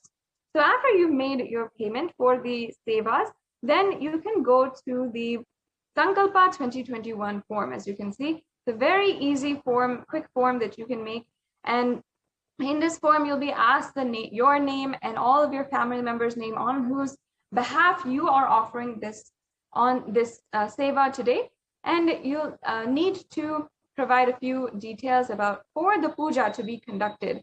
And it's just a very simple form that you have to fill out. Make sure you're doing this so that all of the auspiciousness, the blessings, and everything can be bestowed on you by the Supreme Pontiff of Hinduism, by the incarnation of Paramashiva himself and Devi Parashakti.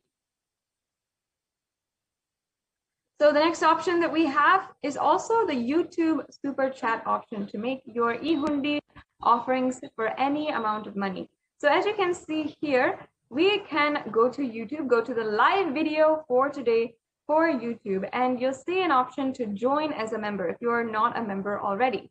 So make sure that you are joining as a member. Once you have joined, you will see an option underneath the chat for super chat or super sticker.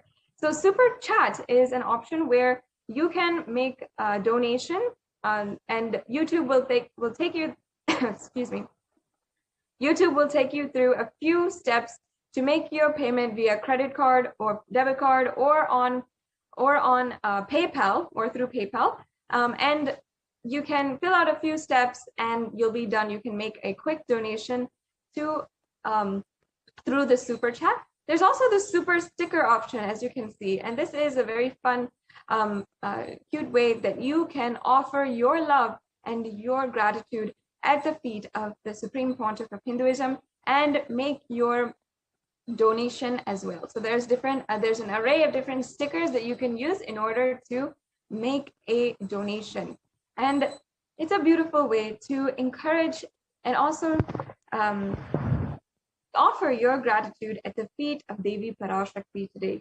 Now, I know that so many of you have already asked your questions to Devi Parashakti, have received the answers that you wanted. And in some way or form, you have either received the wealth that you wanted in your life, or you found a breakthrough in the relationships in your life, or you had so many different breakthroughs in your life, in your career.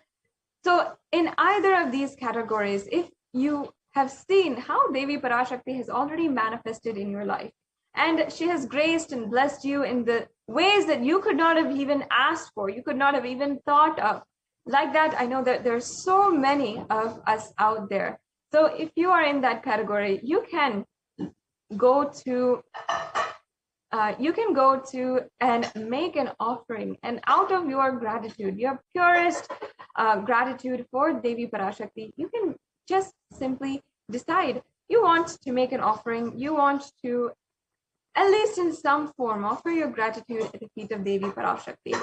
Obviously, all of these things for the Cosmic Mother herself are extremely trivial, and ultimately it comes down to the Leela that Devi Parashakti is playing as she is manifesting through the Supreme Pontiff of Hinduism. And ultimately for our purpose of enlightenment as well. But it is such a beautiful way to extend and to deepen our experience of oneness with the Avatar, our experience of absolute surrender. So I welcome each and every one of you to make an offering today. And see in some way or form how you can make an offering, how today you can start manifesting for the different offerings. Now, as you saw, many of these offerings are in gold, and they are different items of jewelry that we offer at the feet of Devi Parashakti. And each of these items have different sacred significance as we are offering it, whether it is the Mangtika or the Swarnametti or the Mukta Anguti, such beautiful offerings that we can make at Devi Parashakti's feet, because these are such sacred sentiments that we are carrying for our gods, for the divine cosmic beings. And so many of you out there have that special feeling connection that Devi Parashakti is your Ishta Devata, is the favorite deity. And this is a beautiful way to connect to divine cosmic beings as the Ishta Devata, your favorite deity. And if that is so, if that is true, then you will really feel the need at this time, the sacred pull, the yearning in order to offer at the feet of Devi Parashakti today. And I encourage each and every one of you to somehow start manifesting these breakthroughs in your life. You will see how it will create more and more of a breakthrough, deepen your relationship with life, universe, and ultimately the divine cosmic beings, your higher self, and make you manifest your breakthrough, which you want in your life. So once again, encouraging each and every one of you to start manifesting making these offerings today. And not only that, no, we can even formally decide to offer the Pratyakshapada Puja for Guru Purnima Day. Guru Purnima is coming up on July 23rd. And just in less than 2 weeks, we have until this very auspicious festival. Each and every one of us on this day remembers our gurus, remembers the great Guru Parampara, without whom we would not even be able to enjoy Hinduism as we enjoy it today, as we are cherishing it today. Let us understand that each and every one of us, if we are Hindu, if we are living anywhere in the world and we identify as Hindu, and we are enjoying what our ancestors, what Paramashiva himself has gifted us from the time 60,000 years ago, as he gifted us the sacred science of enlightenment. If we are enjoying that, it is because of the most sacred Guru Parampara, who has protected this Sanatana Hindu Dharma generation after generation until we are inheriting it today. If we if we understand that, if we know that our entire sacred Hindu culture, it being protected today and having even the resemblance of the sacred Hindu tradition, is because of the Guru Parampara, is because of those who had sacrificed everything, the great Tyagarajis, the Gurus who have sacrificed everything in order to give us a breakthrough in our lives and ensure this sacred science of enlightenment, the possibility of more and more incarnations coming down to planet Earth, is preserved. We owe everything to our Guru Parampara, and because of this, each and every one of us should take time and ensure we are offering our gratitude on this day of Guru Purnima. So I invite each and every one of you to offer on July 23rd, the Pratyakshapada Puja.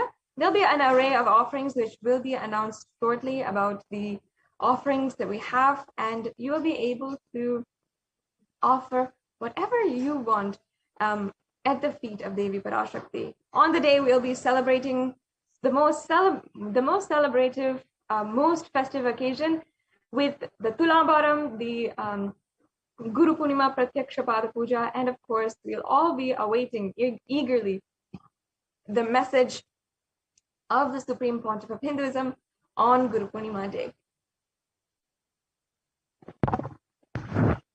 So with this, we'll now be entering into the next segment of today's program, where the Adi Kailasa Sarvagna Peetham administrators will be joining us and giving us the updates of the whole Adinam, how the Kailasa COVID Care Center is running in Adi Kailasa Sarvagna Peetham in Bidadi, Bengaluru, and also around India, in Tamil Nadu, in different states, where at least in 13 different Adinams, other than Adi Kailasa Sarvagna Peetham, the Supreme Pontiff of Hinduism has been offering the Kailasa COVID Care Center. It is such a amazing offering that the Supreme Pontiff of Hinduism is doing just to protect people, anyone who wants, without discrimination against anything, protect people from the ongoing COVID virus. And as the Supreme Pontiff of Hinduism had revealed yesterday, had guided us very seriously yesterday, that we should ensure that we are taking all the precautions necessary to ensure that we are protecting ourselves, our lives, and the lives of our family. And there is no guarantee that Corona is over. And even though it might seem that people are casually going about and resuming their daily life, still, there is no guarantee that there is not a third wave is not going to happen today. And a third wave is not going to happen. And with more and more people going out onto the streets, being casual with their lives, and absolutely disregarding the need and the caution and the worry we need to have about our lives, is going to result in more and more tragedies and more deaths. We have to take heed to the guidance of the Supreme Pontiff of Hinduism and ensure that we are protecting our lives. So now, within just a few minutes, we'll be joined by Ma Nitya Achalananda Swami and Ma Nitya Pranapriyananda, the Adi Kailasa Sarvagna Peetham administrators, who will be giving us the update, explaining to us what is going on in Adi Kailasa Sarvagna Peetham.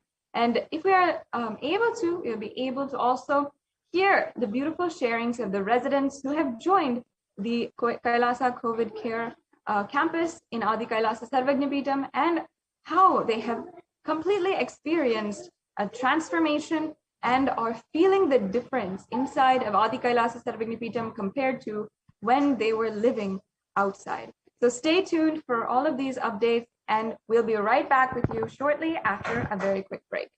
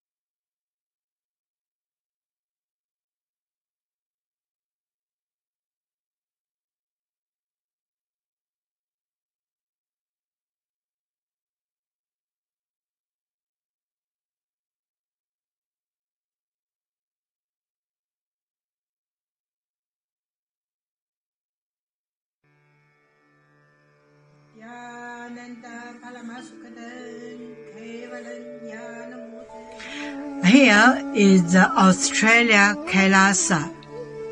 How can I be so lucky and have a happy life in Kailasa? It's a long story. My name is Li Qi. My guru is His Divine Holiness Bhagwan Nithyananda Paramashivam. Since I was very little, I already wonder what life for. I really want to know the result, the happy life in romantic love. Then the really romantic love take me go lots of places. Too many stories during this time. But I still don't feel I get the result, get the life reason. Then I start study from book, from video, from religion in many different ways. And when I study Buddha, that time I really appreciate Buddha gives so much intelligence to me about life. But I don't think study is enough for me. I want to be Buddha. But I don't know how. Who can let me get there? One day I find the video in YouTube, introduce Swamiji in that video. I suddenly, my eyes open wide. I get it. He must be my guru. I can get there. He can let me get what I want to know.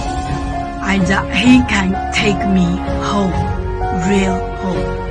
This kind of feeling, then I start studying from Nithyananda Sangha.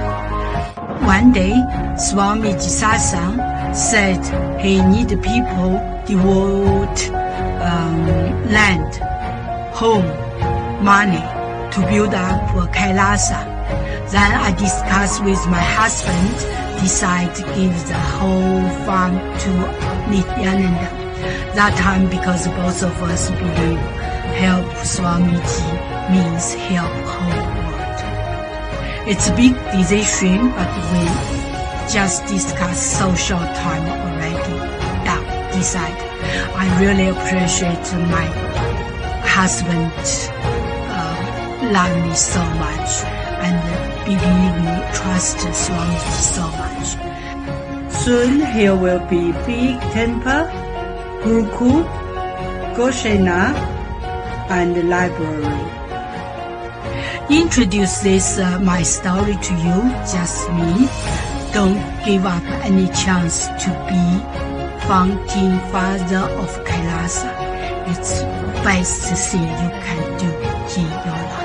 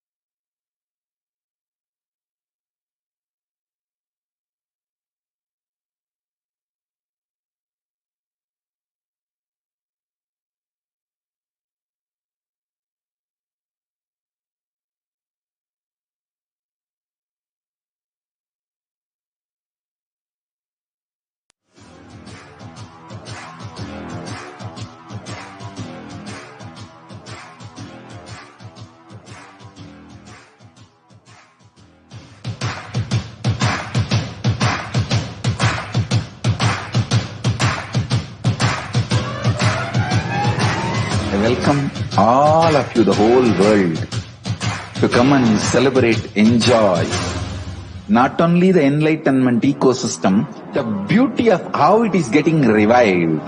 Be an insider for this great revival process.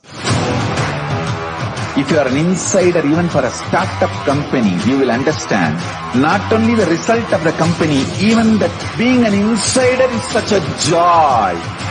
Being an insider when it was happening is something extraordinary. So, I welcome all of you to come and be part of an insider of this revival of Kailasa, the enlightenment ecosystem, sovereign order of Kailasa, Kailasa nation itself. I request and welcome, invite all of you to become e-Kailasian, get your free e-passport and make billions receive this free e-passport.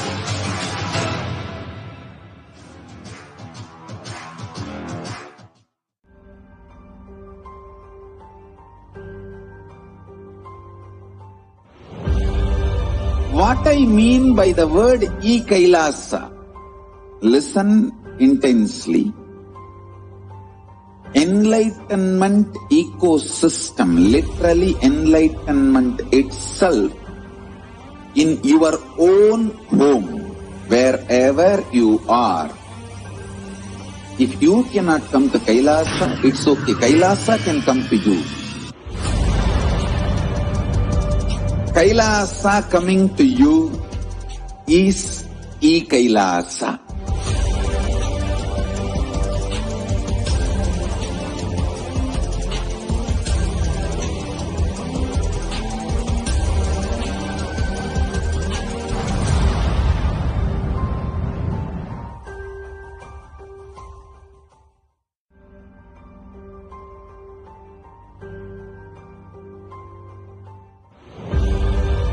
What I mean by the word e-Kailasa, listen intensely. Enlightenment ecosystem, literally enlightenment itself, in your own home, wherever you are. If you cannot come to Kailasa, it's okay. Kailasa can come to you. Kailasa coming to you is e-Kailasa.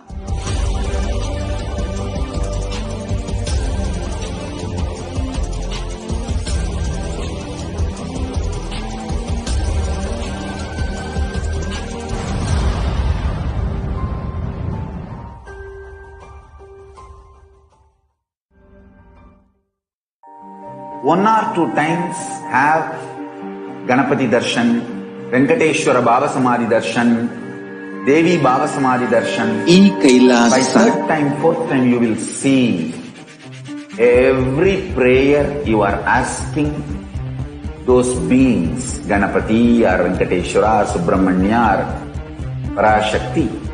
Simply those prayers become reality and the relationship between you and that cosmic beings built.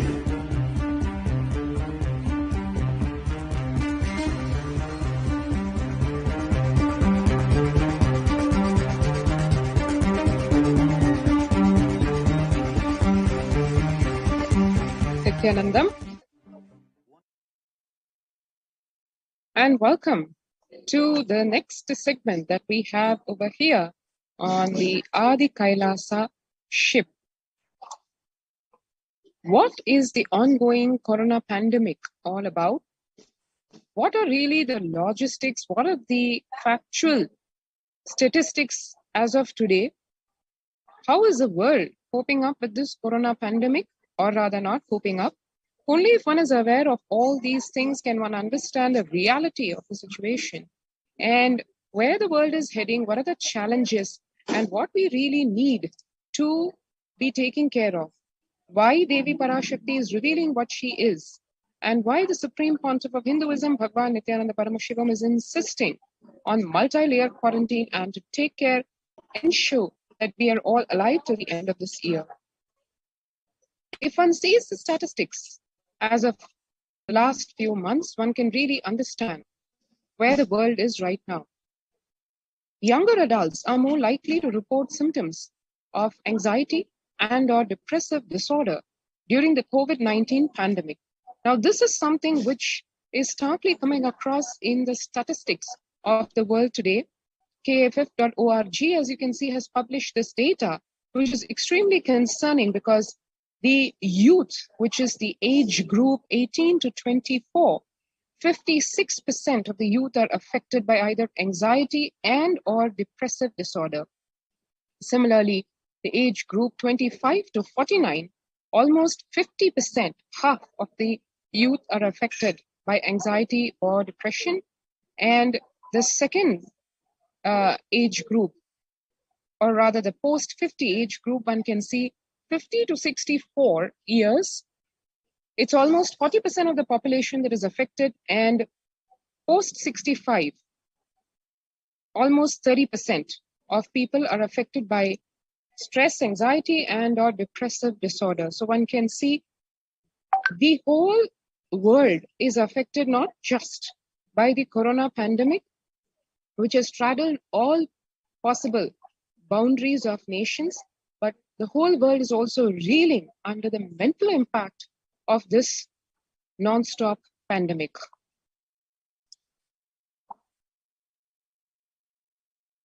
Here one can see the average share of adults reporting symptoms of anxiety disorder and or depressive disorder.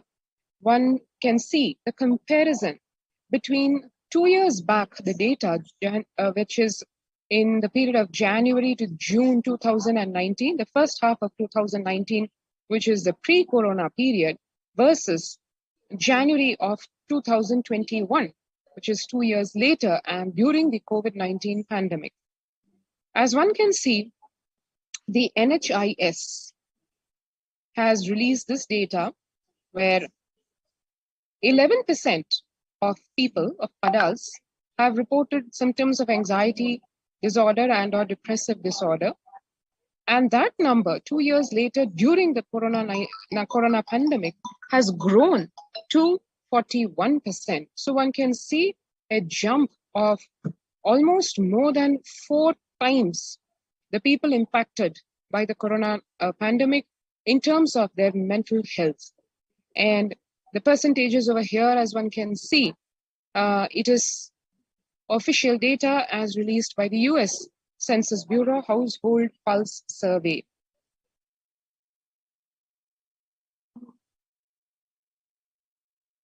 And the graph similarly about the share of adults in various age groups, as we saw. And when a survey was conducted, and it was published in the hrexecutive.com website, where employees were surveyed as to how they felt more than half the time at work. Now, one would naturally expect at the workplace various positive feelings, driving factors like ambition, success, career, and camaraderie, working in a cooperative ambience. All these things is what in a normal course of things one would imagine, or one is used to seeing at the workplace, where we talk about work-life balance and healthy workplace and all those good things.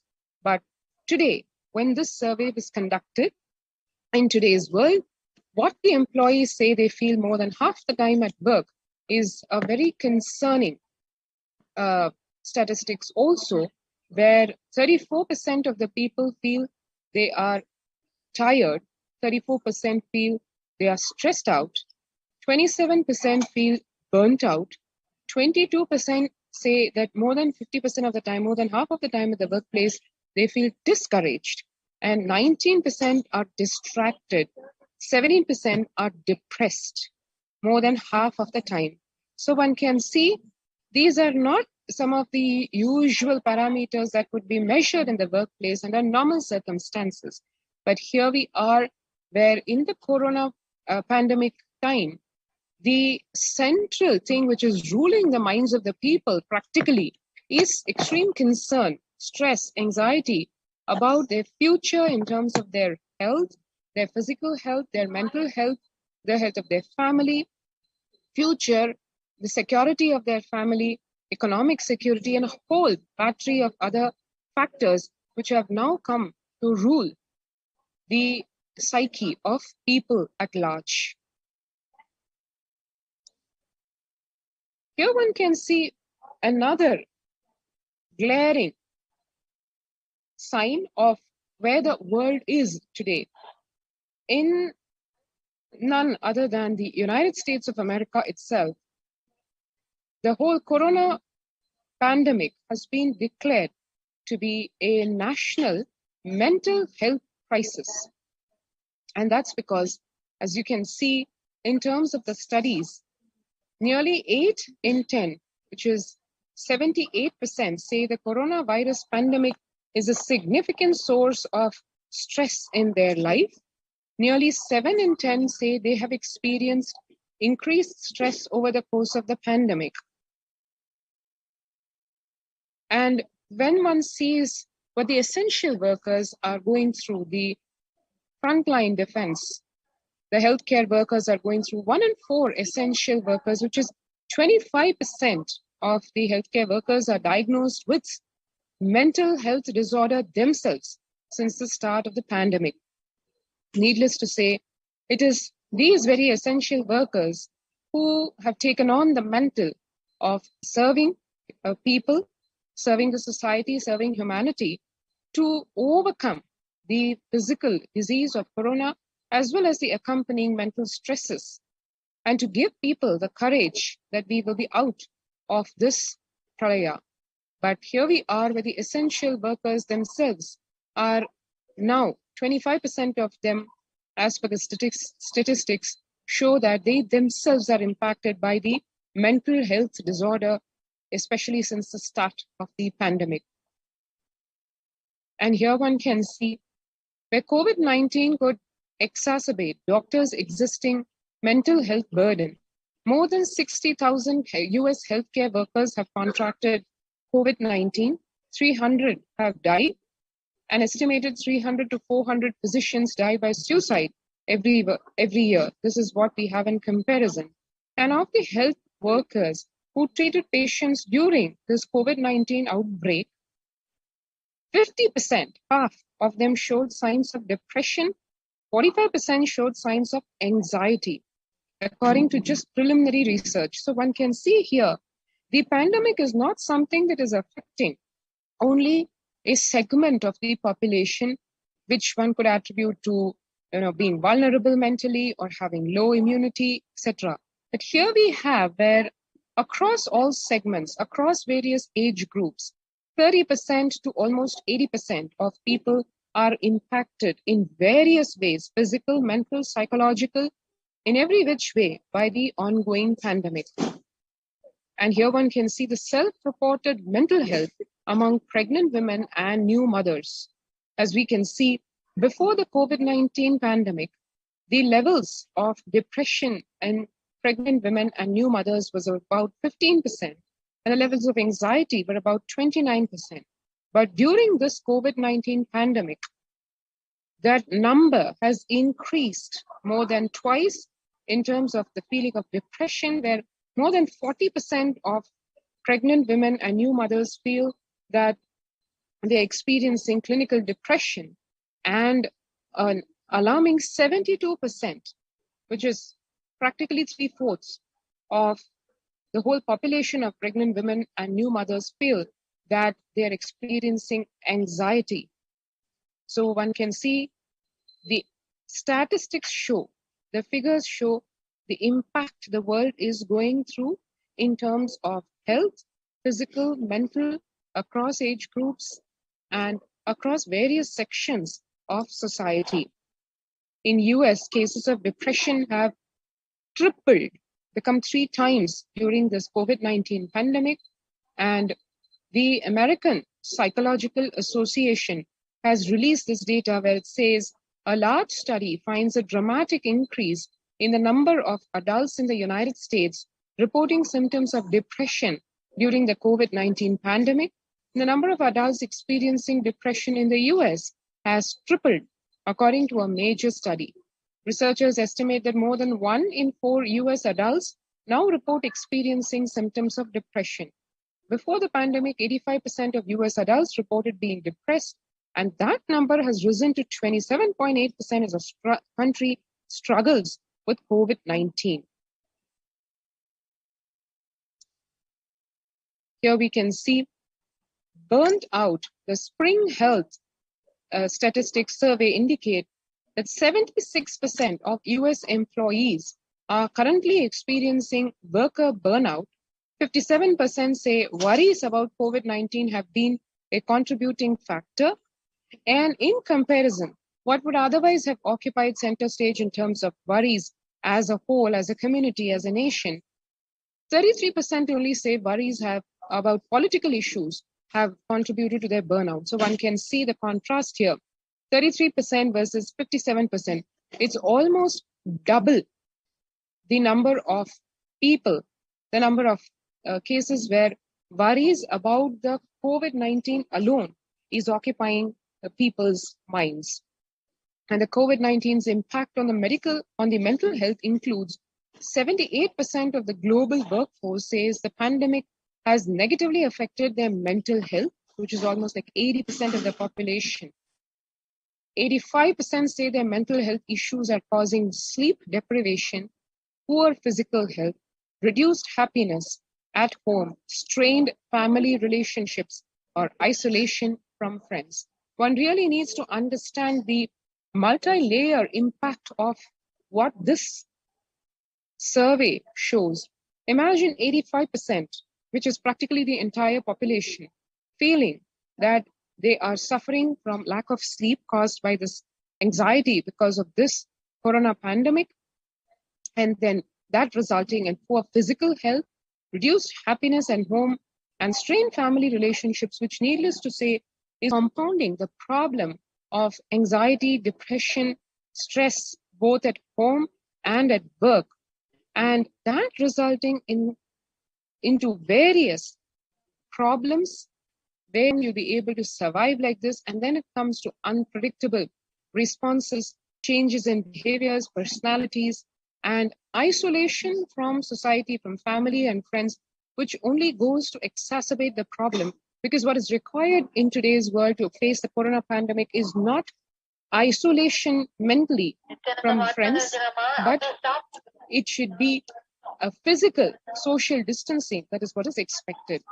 68% of people would prefer to talk to a robo over their manager about stress and anxiety at work. Imagine a situation where at the workplace, the people whom you closely associate with, who you work with, who are your work family, they, even in those cases, people are feeling they would rather not talk to that family, to their immediate boss. 76% of workers believe their company should be doing a lot more to protect the mental health of the workforce. So one can see here, people are at their wits' end. They're not able to handle physically, mentally, their health and succor. They're looking for guidance and support and solutions. And nobody is able to provide, as one can see. They're not able to get it from their family, from friends, from work, from their boss. It is literally like they feel that they have been left in the lurch to deal with this pandemic and nobody knows the solution. So everybody literally wanting to hold on to something tied over this corona pandemic, which doesn't seem to have any signs of leaving, but it is only getting more intensified as Devi Parashakti revealed and as the Supreme Pontiff of Hinduism, Bhagwan Nithyananda Paramashivam, repeated even in the last satsang, that do not get fooled that the COVID-19 pandemic is over. In fact, the third wave is yet to come and it is going to be the burst. And there you can see already the young workers are the ones who are hit the hardest. The age group 22 to 25, 89%. Ages 26 to 37, 83%. Ages 38 to 54, 73%. and ages 55 to 74, 62%. So one can see across the whole spectrum, the age group from the youth ranging from 22 all the way to the elderly up to age 74, over 60% of people impacted by this COVID-19 pandemic, and it is younger respondents who are more likely to say that the pandemic has had a negative effect on their mental health. And that was a glimpse of what the world is facing in terms of health in all aspects, in all levels, physical, mental, psychological, and a whole slew of derivative effects and issues and problems that humanity is facing today because of the COVID-19 pandemic. And in the face of this, what is Kailasa doing? What has it been? What has its track record been? And how the Supreme Pontiff of Hinduism, Bhagavan Nithyananda Paramashivam, is the only being, and Kailasa the only possibility for getting over this COVID-19 pandemic and coming out of it with nothing less than a superconscious breakthrough. How? Let us watch in the next segment while we take a short break.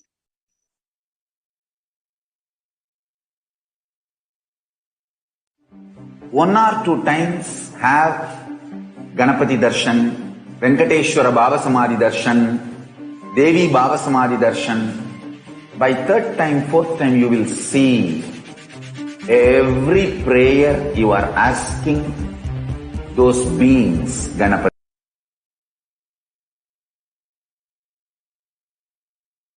Those prayers become reality. And the relationship between you and the cosmic beings built.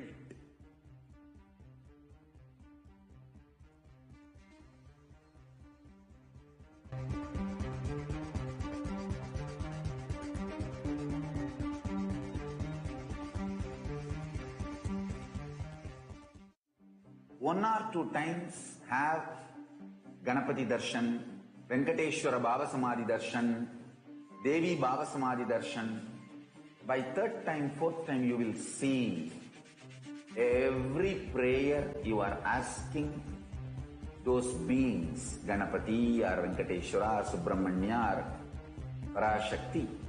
Simply those prayers become reality, and the relationship between you and that cosmic beings built.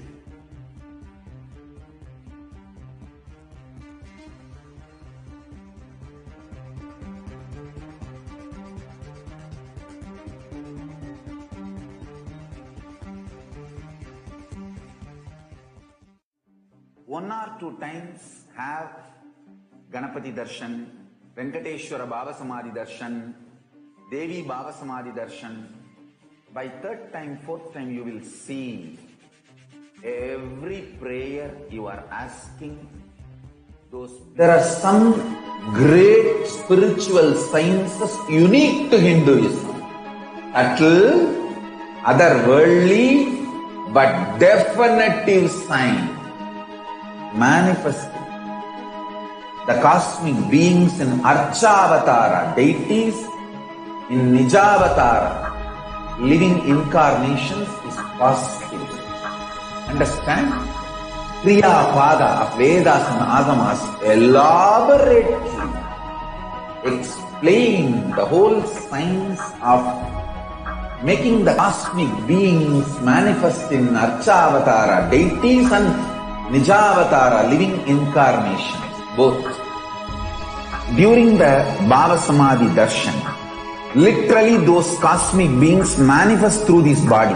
Just like how they manifest in Archavatara, deity, they manifest in Nijavatara, Pratyakshavatara, and give you all the boons you ask, bless you. You see, each God is an independent intelligence to lead you to enlightenment. Each God is a bridge for you to achieve the Shivatva, the ultimate Shiva consciousness. Krishna is the bridge for you to achieve the Krishna consciousness. But Shiva consciousness, Krishna consciousness, all consciousness is one and the same. Ultimate consciousness only. So that energy itself completely expresses Just like Radhika, when I see my own sweetness in the mirror, I become eager to taste it. I find that the only way to relish this sweetness is through the constitution of Sri Radhika. Bhava Samadhi Darshan is a window to the infinite expanse of consciousness, allowing us to glimpse the formless in a way that we can understand. It cleanses the times. It awakens our biomemory to the space of Paramashiva, the ultimate consciousness, and creates a deep and lasting transformation in us.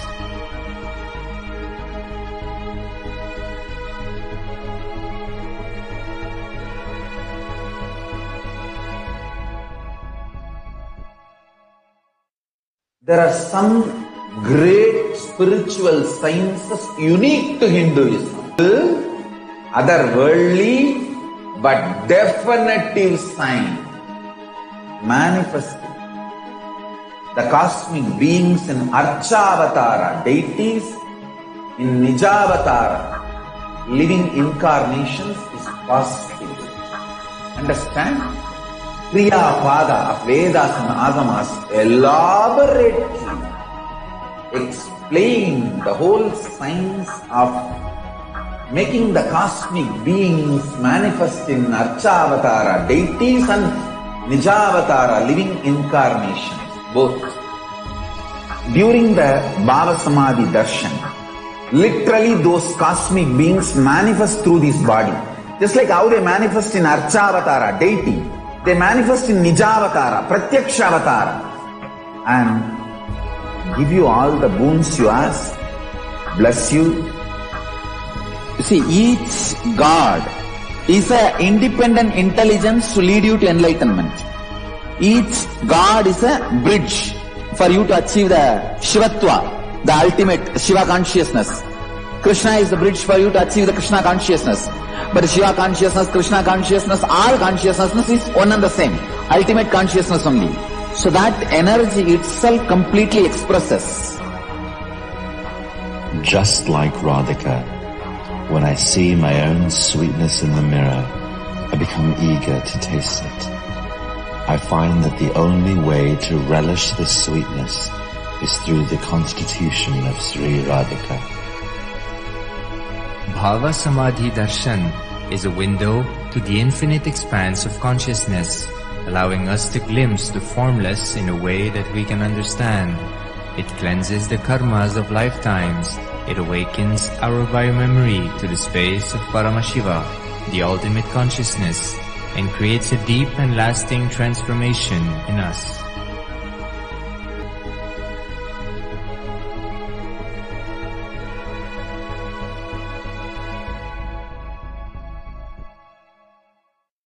There are some great spiritual sciences unique to Hinduism. Subtle, otherworldly, but definitive sign manifesting the cosmic beings in Archavatara, deities in Nijavatara, living incarnations is possible. Understand? Kriya Pada of Vedas elaborately explain the whole science of making the cosmic beings manifest in Archavatara, deities and Nijavatara, living incarnations, both. During the Bhava Samadhi Darshan, literally those cosmic beings manifest through this body. Just like how they manifest in Archavatara, deity, they manifest in Nijavatara, Pratyakshavatara, and give you all the boons you ask, bless you. You see, each God is an independent intelligence to lead you to enlightenment. Each God is a bridge for you to achieve the Shivatva, the ultimate Shiva consciousness. Krishna is Nithyanandam. The next segment is going to be about the contributions from Kailasa's Department of Human Services. Kailasa's Department of Religion and Worship, the Department of Human Services, and each of the Kailasa's temple ecosystems consider the right of happiness to be the highest fundamental right of all humans, in fact, all beings. The ultimate goal for Hinduism and Kailasa, led by the Supreme Pontiff of Hinduism, Jagadguru Mahasanidanam, His Divine Holiness Bhagavan Nithyananda Paramashivam, is the material and the spiritual well-being and the prosperity of the humanity. Kailasa is a place where everything related to consciousness is revived. All these sampradayas, all these spiritual ecosystems created for enlightenment will be revived and established in such a way that it never gets lost again, forever serving the humanity. Now let us look into some of the beautiful contributions from the Department of Human Services.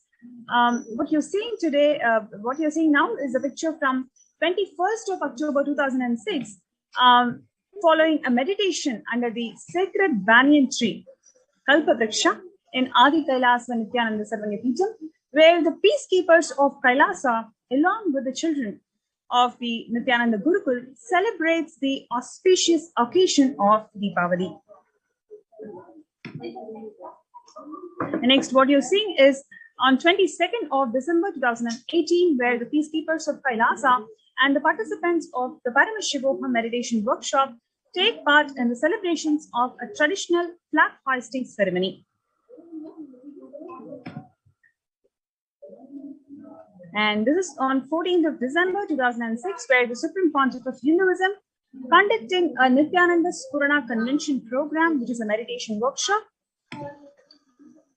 And this is on 17th of December 2006, where the Supreme Pontiff of Hinduism conducting the Nithyananda Spurana Convention program at St. Peter's Engineering College. This is on 26th of May 2006, the peacekeepers of Kailasa and the Supreme Pontiff of Hinduism embarked on the Himalayan Yatra, the traditional sacred pilgrimage to the Himalayan mountains and up the river Ganga. This is on 2011. The temple ecosystem of Tiruvannamalai serves as the driving factor in maintaining the lifestyle of health, wealth, and wellness of Tiruvannamalai, one of the remaining living temple ecosystems. 31st of December 2018, when the peacekeepers of Kailasa and the participants of the Paramashivoham meditation workshop take part in morning meditation and the traditional puja or the ritualistic worship. This is on 11th of September 2016, where the peacekeepers of Kailasa, led by the Supreme Pontiff of Hinduism, take part in Kara Seva, the voluntary contribution of the physical service towards the cleaning and the construction of the sacred Hindu temple.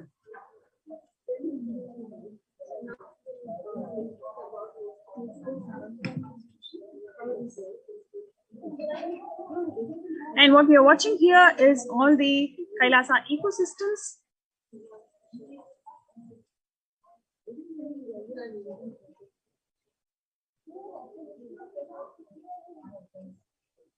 Around the world.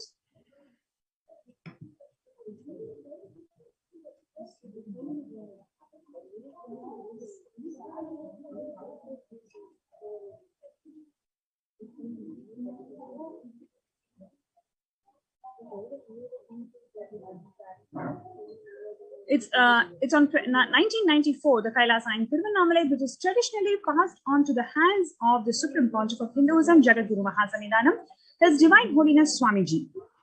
And what you're seeing on the right side is on 2017, the Kailasa in Tiruvannamalai, receiving visitors and delegates for Kalpataru meditation workshop and Sivadiksha.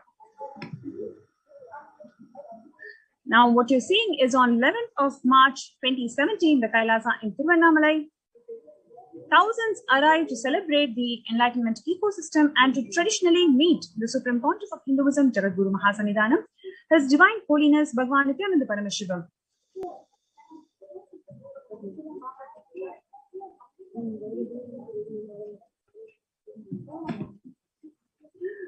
This is from Kailasa in Los Angeles.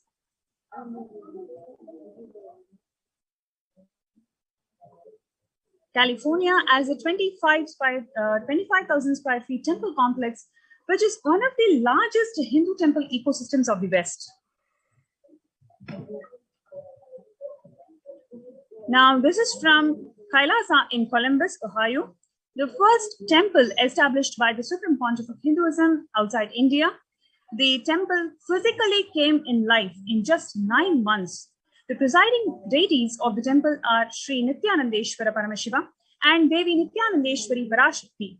The deities are 7 feet tall granite, weighing 6 tons, and their divine faces have been directly hand-carved by the Supreme Pontiff of Hinduism. Kailasa in Seattle, Washington, housing the blissful dance form of Ganesha and the largest living Nataraja deity outside of India. Kailasa in Seattle is also known as Chidambaram of the West.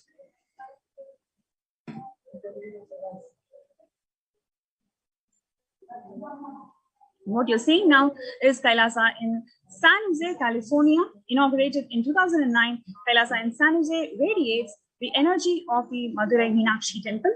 The chief presiding deities of the temple are Devi Meenakshi, Shivalinga, Lord Nithyanandeshwara, Devi Nithyanandeshwari, which have been created, installed, and energized by the Supreme Pontiff of Hinduism himself.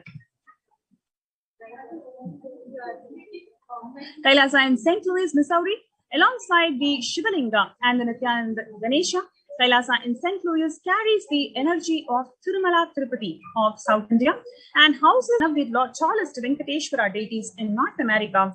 Along with this concerts Sri Devi and Bhudevi. The beautiful landscape nestled among the woods and rolling hills of Missouri stretches for 20 acres. Kailasa in Phoenix, Arizona, home to over 21 deities with a temple structure of 2,500 square feet. Kailasa in Phoenix has been directly established by the Supreme Pontiff of Hinduism, serving as an energy field of worship, meditation, and celebration for over 7 years. This is Kailasa in Houston, formally inaugurated in 2017. The Supreme Pontiff of Hinduism has declared Kailasa in Houston as the Parihara Sthala for all the Navagraha doshas. Kailasa in Toronto, Canada, which has been inaugurated on July 2011. It is the only Hindu temple of the West with all the 63 Nayanmars and 18 Siddhas residing as deities. The temple deities here are seated exactly as they existentially preside in Kailasa around Paramashiva, the primordial deity of Hinduism. The Kailasa in Toronto is active and alive from 2011 onwards. It has been blessed to radiate the superconscious energy of Kailasa. This temple ecosystem goes on providing various temple services to the community, such as Annadan and traditional Hindu ceremonies. So let's take a short break before we go to the next segment, talking about the morning spiritual routine and various other services that is being offered in the COVID care protection centers of Kailasa.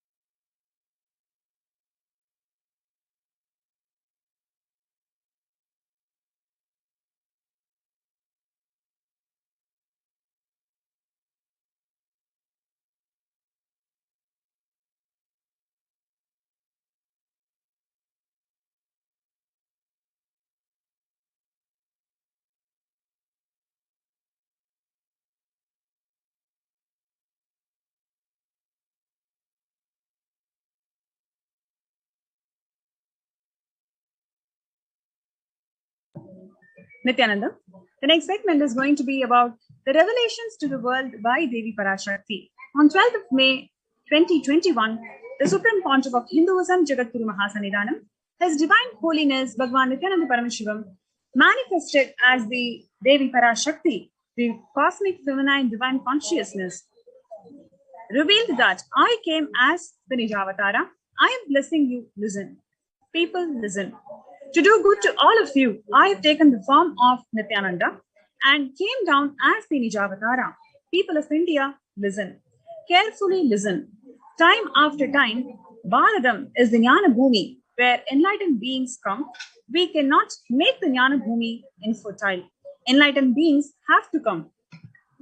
They have to live, it has to flower.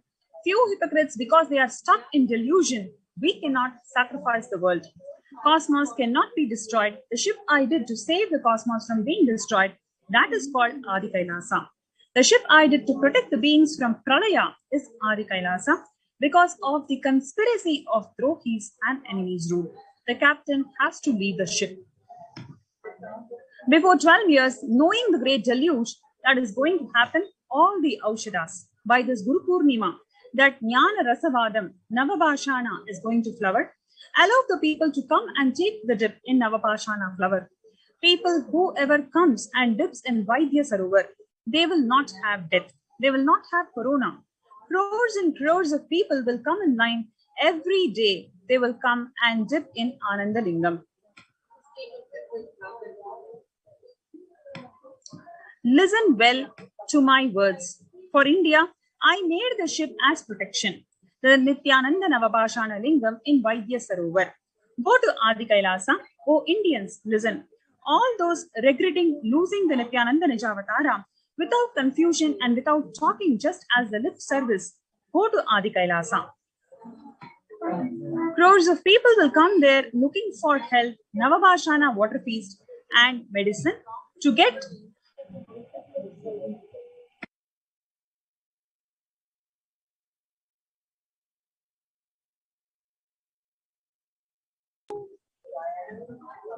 Navabhashana water feast and medicine to get the health and protection and enlightenment.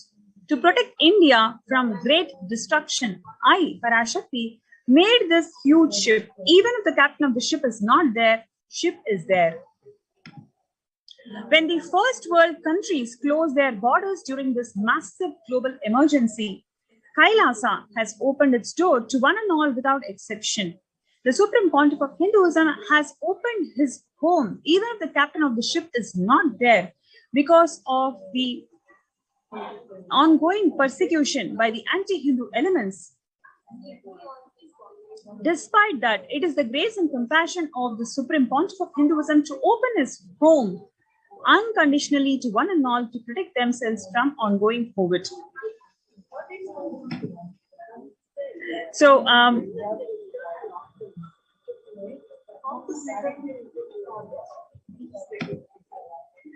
Devi Parashakti has revealed about the Kshetra, the importance, the significance of the Punya Kshetra, the Adi Kailasa Nithyananda Sarvangi Peetam, where the Navabhashana Lingam is prepared, foreseen by the Supreme Pontiff of Hinduism 12 years before. And this Navabhashana Lingam, 21 feet Nithyananda Navabhashana Lingam, is going to heal the people affected by COVID. So now let's see a short segment on the making of this Adi Kailasa Nithyananda Sarvangi Peetam, how the Supreme Pontiff of Hinduism made it one by one, one step at a time, brick by brick, the hard work involved in making of this Sarvangi Peetam.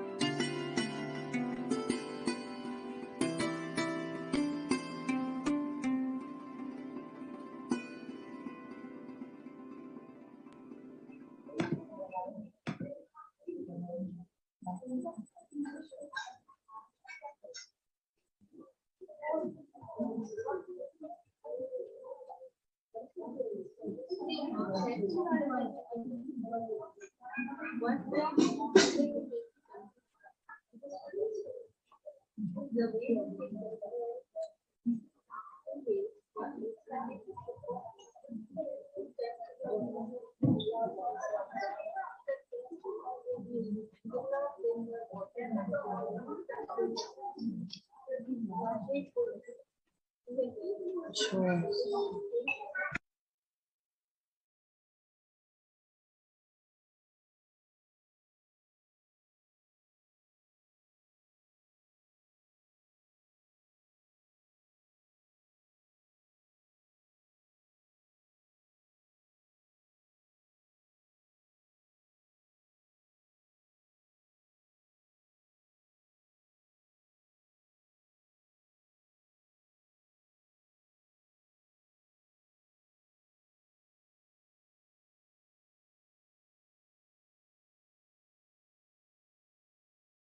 Aya from Kanchipuram, who's one of the COVID Care Protection Center participants from the COVID Care Protection Center in Adi Kailasa.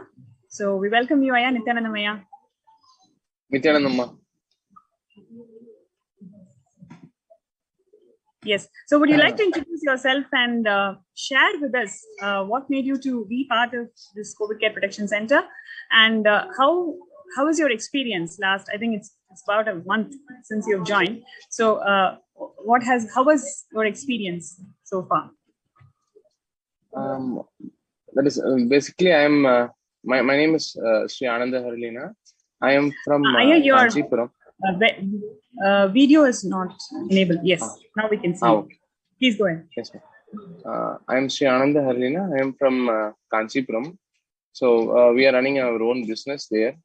So actually, due to the COVID pandemic, I have lost my father-in-law. So that that is what we felt is we don't feel any protection there in our in our state. And for that only we came, since Bhagavan gave this opportunity for us for a multi-layer quarantine, so that we thought of saving our life, we came here.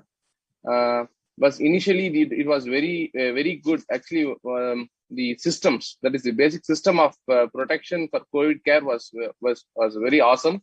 That is the initial pre-quarantine. They have kept us in a quarantine thing. Then after the quarantine finished, they have moved us to a separate thing, that we came as a family. Now we are living as a family. Now we are very much happy here. The main thing what I want to say is, apart from protecting our life for the sake of protection, more than that, what words I say, we are in a place of a spiritual incubator. That is, we feel much more. That is, whatever process, whatever spiritual practice which we do in our own place, in our home, the effect which we get compared with that one, it is multiple times. It is higher here. So when we do a meditation there in our home, the kind of samadhi experience or some kind of meditative state experience, what we get there and what we get here is entirely different. So the entire thought, they say thought per second, not TPS. The entire TPS itself very much less here. We are living really very happy here. That is our intellectual level, thinking ability, everything has improved here. So we are living very happily. What else today? We have good sattvic food, good nice environment. But what we don't get in our own place, that is only with nature, amalgamating with nature. We really enjoy this, man. I really thank Swamiji for giving us a good opportunity. Great, Aya. That's nice to hear your initial experience in the COVID Care Protection Center in Adi Kailasa Sarvajnapeetham. And wanted to ask you, post that COVID Care Protection quarantine period, like you said, the 15 days, after that, how has the experience of you been, and you mentioned the unfortunate loss of your father-in-law in this COVID-19 pandemic. How has your family been able to cope up with this in terms of your wife and your kid? How has the overall experience been, which you would attribute to the grace of Bhagwan in this energy field of Adi Kailash versus having to face this terrible happening in your life, in addition to the already insecure atmosphere, like you said, outside? If you had to continue outside, how would you contrast? I would to put it in simple words, so that our viewers can understand your perspective on what are all the things that Swamiji is gracing us with in terms of the COVID care protection center. It's not just the physical security, as you said. It's a lot deeper than that, and a much deeper spiritual level also. First, basically, initially regarding the COVID pandemic in our hometown, I also felt not that much serious. Why? Because in whatever we generally believe, whatever the media says, we take it as that is reality. So initially they used to say the COVID counts has come down, or only 100 people have died, or 400 people have died. Like that of information they used to share. By watching TV, I myself also didn't feel that seriousness. Why? Because it is okay. It is after all some kind of news, and there is some COVID is somewhere roaming around. So it won't touch us. Like that of confidence we had. So we were also very much casual, looking after our work, and everything was going on fine. So on a one fine day, when my father-in-law got attacked with this COVID, it really shaken us. So that on that time, I have tried to contact to admit him in an hospital. So we have been constantly searching for 2 to 3 days. We are even unable to get an bed with oxygen support. So on that time, it was all hospitals were completely full. That is in normal course, the news channels, they don't express whatever the situation which is happening. They don't actually say. So what they say is the count is less, we are managing it, everything is fine, we get oxygen support from North India, we get all facilities are there, like that of things they used to say. But as a common man, we used to generally listen to the news, and we get okay, everything is fine, everything is going on fine, like that we thought. So once my father-in-law got attacked with this COVID-19, we rushed to the hospitals to get a bed. Actually, he is also living in a city, not in a remote village or something like that. He is also living in a city. We tried in 3 cities, in Chennai, Vellore, and Kanchipuram. Everywhere we have tried to spot out a hospital with an oxygen support. But on all hospitals, when we contacted, no one has given a single room. They say that even though we are ready to pay whatever money they ask, we need to save his life. For that, we have asked them, but nobody have even given a room. They said that all beds are full. If you want, you wait with the ambulance outside. Then after 20 persons are waiting, after that waiting period only, we can allocate some bed if available, they said. What the patient condition is really suffering from breathing problem. He is in ambulance. First, basically, to get an ambulance with oxygen support itself was a very difficult task at that time. So we felt very much difficult in getting an ambulance first. So after getting that ambulance, we have rushed to the hospitals. There also we are unable to get a bed also. So we were really actually at that time only. That is what I felt is, even whatever money which we have in our hands won't save our life. That thing has shook me very, very much. But in generally, what is the general man will think? If we have money, we can go to a very good hospital, get a very nice treatment, and save our life. At that time, what we realized is, even I'm ready to pay whatever amount you ask, you please save him. But the entire hospital chain, that business, they haven't seen the individual as a living being. They said, we are full, sir, we can't support you. That is, you do whatever you want, like that. So even we have rushed even to a government hospital. Actually, we belong to a higher class, so higher upper class, upper middle class. So that first we tried all these kind of hospitals like Apollo, then CMC, like that kind of paid hospitals. So they refused. Okay, so let the facilities, even the facilities also let it be less. So let us rush to a government hospital to get a good treatment. So what the government promises, na, they say that we give oxygen support, we give bed, everything they say. So even we have tried that helpline number and everything. So, but that is also not working fine. So then we rush to the hospital. There also, we actually the last time we don't get any bed. So we were just waiting in the hospital itself. The hospital also, they haven't admitted us. He passed away in the ambulance in front of the hospital itself. They haven't even taken him inside. That was a very pathetic situation for us. After feeling that, I feel very much insecure in the outer thing. So when we get also, when the same COVID comes for us, so there is no, even the money can't even support. So only the God's intervention is needed. So that we came to the Fita Swamiji, and he has given a very good accommodation for us and very good protection and everything. As a family, we are very much happy here. Then after my father-in-law expired, my wife got a big depression. She was unable to handle that shock. She was in a very high depression. So that she was feeling very much. So that here, after coming here, previously there we were unable to even handle her. She was very much unable to bear that shock. Why? Because he is not a very aged person whom we expect some kind of this kind of mishaps. We really had a very tough days there. So after coming here, the environment here, the Kalabhairava and Swamiji, everything, they have made us. That is made. He has took out us out of depression, and we are really very happy living here.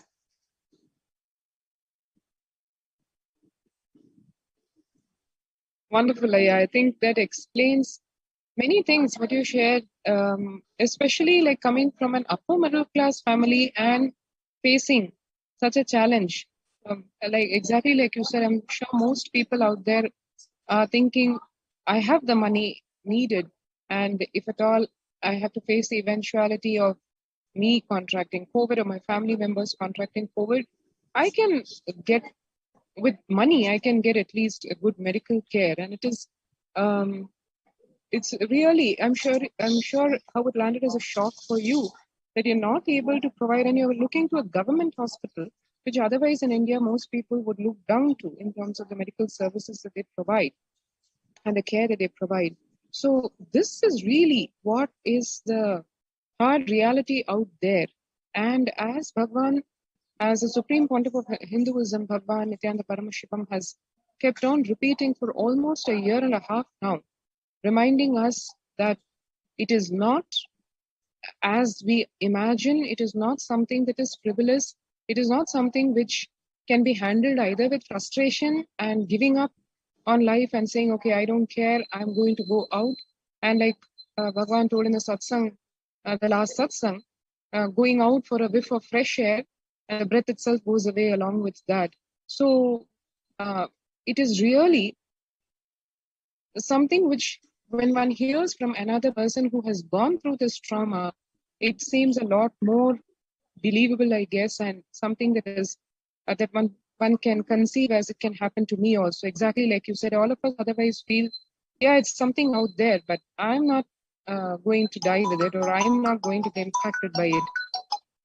So that, and then, like you said, the spiritual support provided by the enlightenment spiritual ecosystem in Adi Kailasa Sarvajna Peetham, where your wife was able to come out of the trauma because of the whole energy field existing over here. And I think also the power of the sheer community living, because where else can you have not only a joint family, but an ideological family where all of us are connected to Bhagwan and his love, compassion, and grace encompassing all of us, protecting us and taking us to the next level. I'm sure no other community can boast of thinking of a superconscious breakthrough in the time of such a pralaya, where all people can think of is either how to protect my life or how do I get rid of this anxiety or this depression. It seems to be never ending because this pandemic seems to be never ending. So, very, very insightful sharing for all our viewers, I would say, because it teaches a lot in terms of what life is about, what life is having as possibilities, what life is having as risks and warnings, which one should listen to, especially when the Guru warns us, and just following the Guru Vak. And as you and your family have done the right thing of following the Guru Vak of just rush to Adi Kailash and save yourself in the multi-layer quarantine facility. And Ashwasami, just wanted to also mention, like what I had mentioned, right? Like his wife, Shalini Ma, when she came, she had lots of fear and she was really not able to handle herself. Like even to have one conversation, she used to cry a lot because that shock was so huge.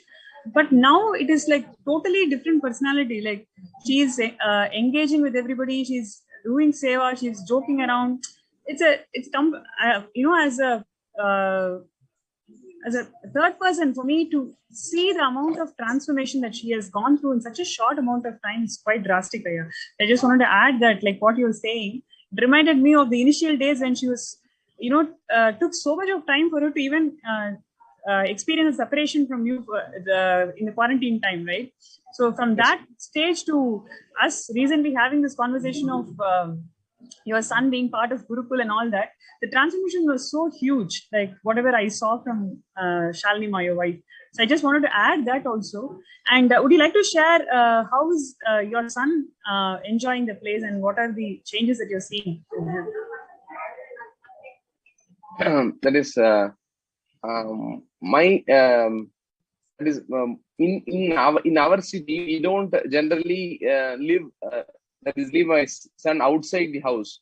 We generally used to, our basic habit is not to keep our kid roaming around the streets, because since it is a city, it is not possible for us to let him out to roam around in the streets or something like that, to go here and there. So always he will be pampered with us, and we will take him out and we will bring him in, like that kind of lifestyle only we were having.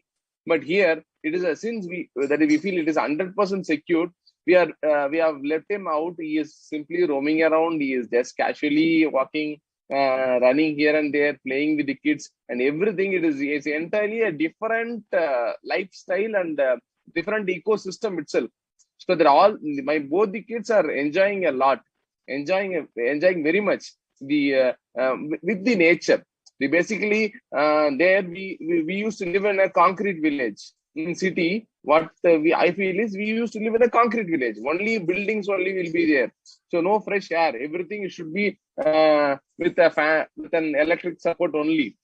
Entire environment. But here it is 100% nature oriented. Even the breeze, even the grasses, even the all the environment.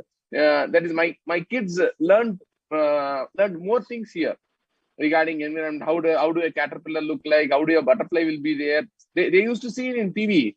How do a butterfly look like? But they need to physically see now. So that itself, it was a very nice experience, and they also had a very nice time. They are also enjoying. Now they refuse to come to bed to sleep or something like that, to take a small nap also. They want to play 100%. So we really enjoying this. That is, we feel that we are literally within nature. There is no any, that is something that is now only we are feeling that as an proper human being, live within nature. We are really very happy, ma. Wonderful, and he's also attending the online Gurukul classes, right? Like, the e-Gurukul classes. Yes. What are the changes that you're seeing in him after attending these classes? That is here when I see that the ecosystem itself, there is some difference. I am unable to exactly figure it out why it is there, but I am able to literally see there is a huge difference in the intellectual thinking level of the kids itself.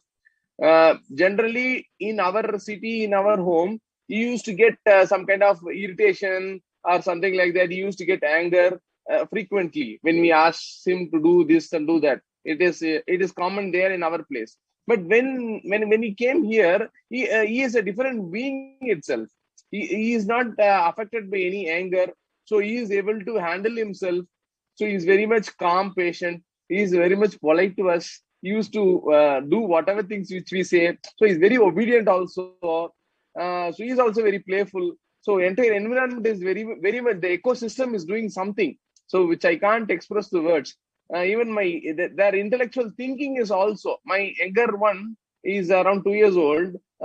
In our house, he was not unable to move with more people. But here, he is very much free to move with more people. He is able to talk. His talking ability has improved. He is literally, that is, we can say, previously when he was two years old, but when he comes to here, we can get this, his intellectual developed around 5 years plus. So he is behaving like a 7-year-old boy. He is that much matured. That maturity is very much good. So we really enjoy that thing. So my elder one is also doing the e-Gurukul class with his own interest. That is, we don't push him to go to class or something like that. So he himself is very much interested in doing yoga and doing puja and attending all these kind of classes. And he is also enjoying a very nice lifestyle here. We really like this lifestyle.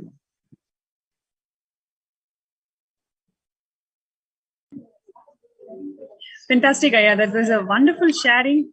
And thank you so much for coming to the show today to open your heart and share what are the different aspects. You brought out very different aspects to the show today, whether it is in terms of how the governments are failing and what is the situation outside as reality, and how the ecosystem can bring holistic experience, whether it is in terms of spiritually supporting somebody who is in depression, or ensuring blissful relationships and the kids evolving themselves to spiritual sovereignty that Swamiji is talking about in Satsang. So thank you so much for bringing out a lot of beautiful elements to the show today. We really enjoyed your presence and your sharing. Thank you so much, Aya.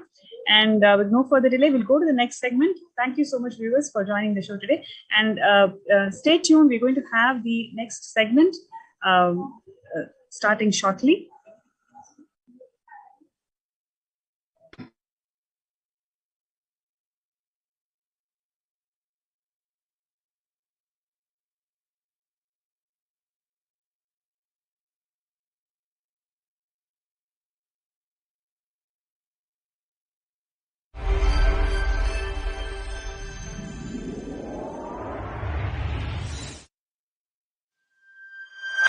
Kailasa is enlightenment ecosystem, literally enlightenment itself in your own home, wherever you are.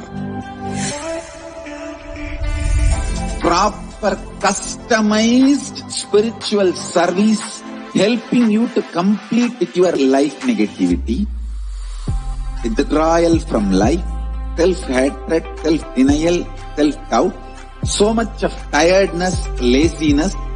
We can support you, aligning your diet, your attitude, your aptitude, your understanding about life. We can help you with everything.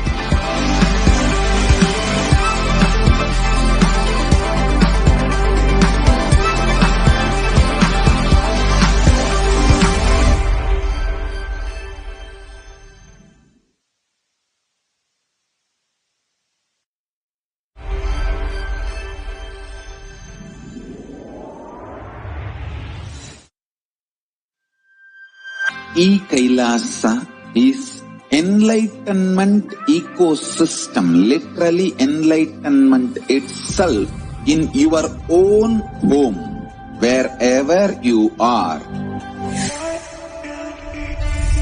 Proper customized spiritual service helping you to complete with your life negativity, withdrawal from life, self-hatred, self-denial, self-doubt, so much of tiredness, laziness. We can support you, aligning your diet, your attitude, your aptitude, your understanding about life, we can help you with everything.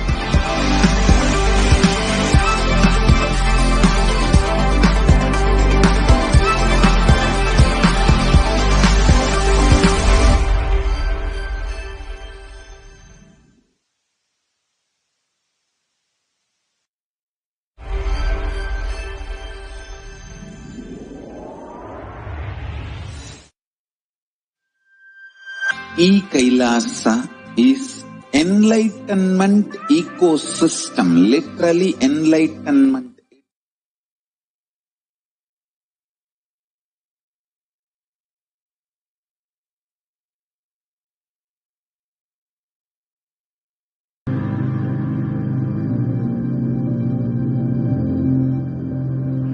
We have something great to contribute to the world.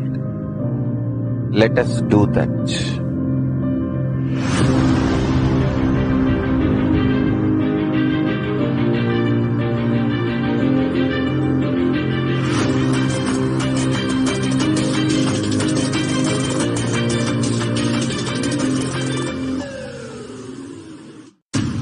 I want the whole world to know Hindus have something great to contribute to the world.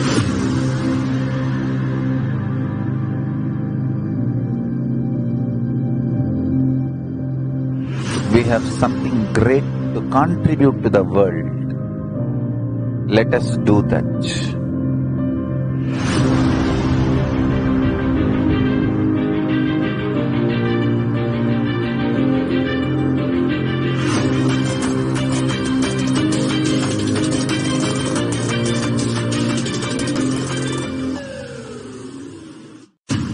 I want the whole world to know Hindus have something great to contribute to the world.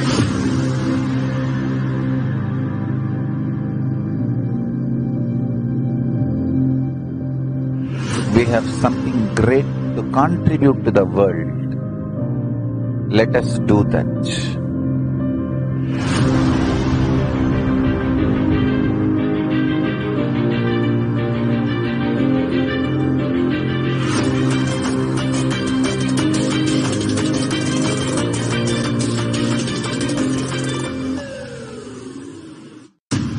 I want the whole world to know Hindus have something great to contribute to the world.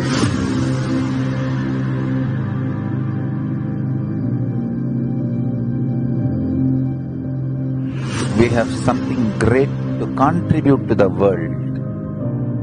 Let us do that.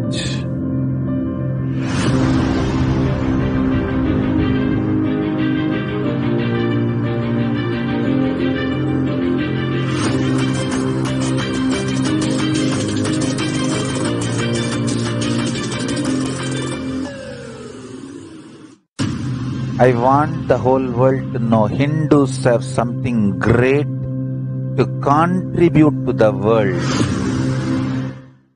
I tell you, each Bhava Samadhi Darshan is a spiritual treat, enjoy. Spiritual feast, enjoy. Don't miss it.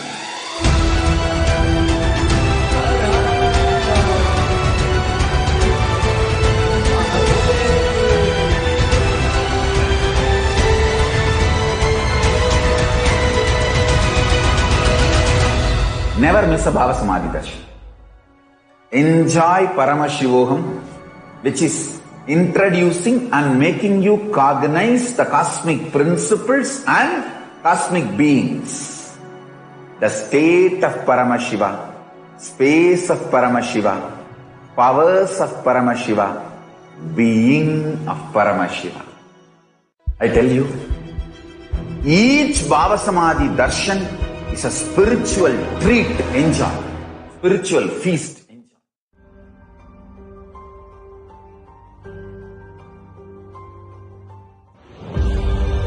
What I mean by the word Kailasa, listen intensely.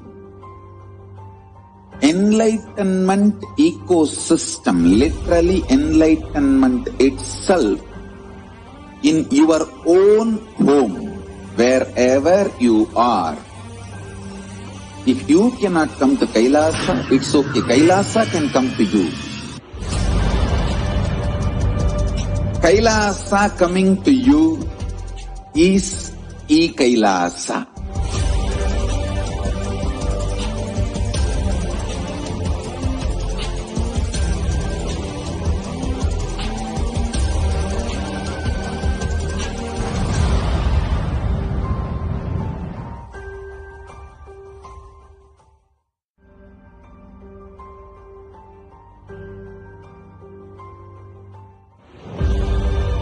What I mean by the word Kailasa, listen intensely. Enlightenment ecosystem, literally enlightenment itself, in your own home, wherever you are. If you cannot come to Kailasa, it's okay. Kailasa can come to you. Kailasa coming to you is Kailasa.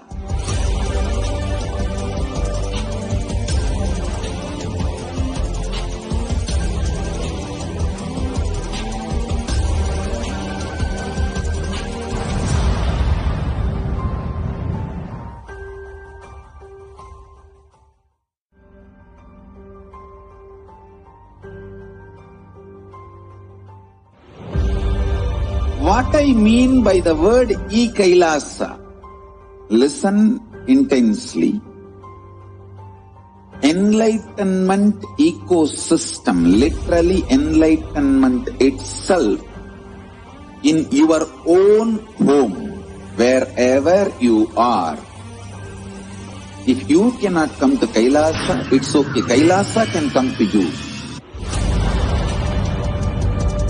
Kailasa coming to you is Kailasa.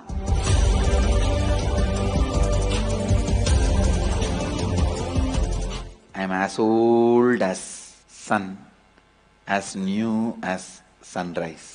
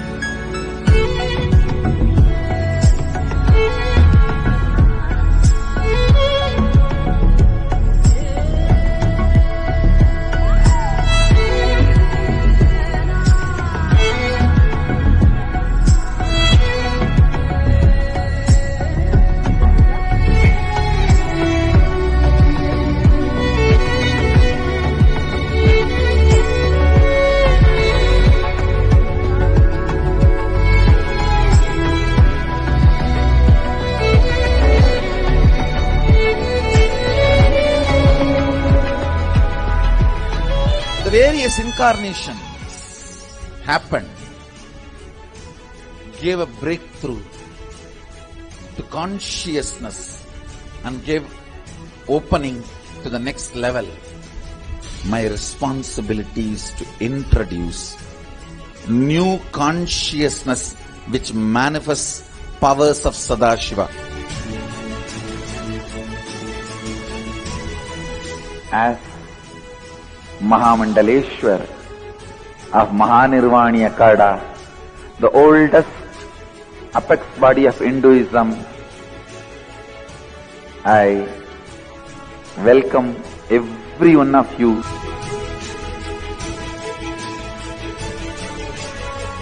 I have experienced Sadashiva in his completion, and he has empowered me to transmit that experience to all of you. It's my commitment to all of you.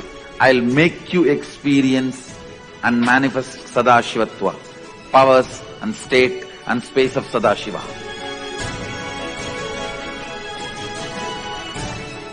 When you manifest powers, naturally the state of Sadashiva and space of Sadashiva starts manifesting in you. More power manifestation, more integrity, more unclutching, more nirvikalpa samadhi, more joy.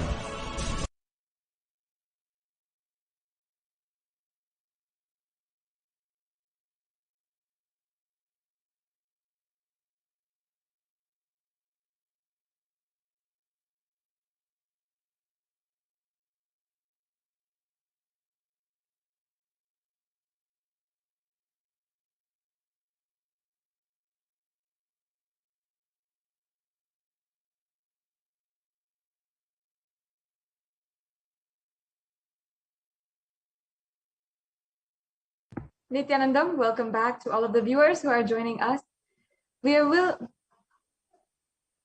I know each and every one of us are eagerly awaiting the Nithyananda Satsang, where we'll be in the divine, enlightening audience of the Supreme Pontiff of Hinduism. And each and every one of us will have the blessings and grace to be able to imbibe the powerful cognitions as the Supreme Pontiff of Hinduism further reveals the divine truths about cosmic and conscious sovereignty. The Supreme Pontiff of Hinduism for the last few days has been revealing more and more in depth about the conscious sovereignty, the physics of conscious sovereignty, the biology of conscious sovereignty, and the chemistry of conscious sovereignty. What is it? How do we have it in our lives? Such a extremely profound subject from Sanatana Hindu Dharma that the Supreme Pontiff of Hinduism is reviving for us and delivering to each and every one of us. I know many of you are joining on Facebook, on Twitter, YouTube, and all the different social media platforms, and are joining us today and eagerly awaiting the Nithyananda Satsang, the live Nithyananda Satsang that will be happening shortly. And each and every one of you, I would like to request all the viewers who are joining with us and awaiting the divine, awaiting to be in the divine audience of the Supreme Pontiff of Hinduism, please take a few minutes right now, and you can ensure that you are, first of all, liking and subscribing, following to all the main official channels of the Supreme Pontiff of Hinduism and Kailasa. And you can also make sure now that you are ensuring that you are sharing all of the different programs and the different links that are put and shared on the Kailasa's official Facebook page. Now, if you are already following, you can go ahead and see the links of the page, and you can see the links of all of the different Facebook, Instagram, Twitter, and YouTube on the in the scroll below. And please go ahead and like and subscribe for all of the official channels. And this gives you all of the events, the 24/7 celebrations that happen from Nithyanandeshwara Paramashiva Devalaya and Kailasas across the world. It's such a beautiful space that you can join in and join in on the eternal celebration that is ongoing in Kailasa.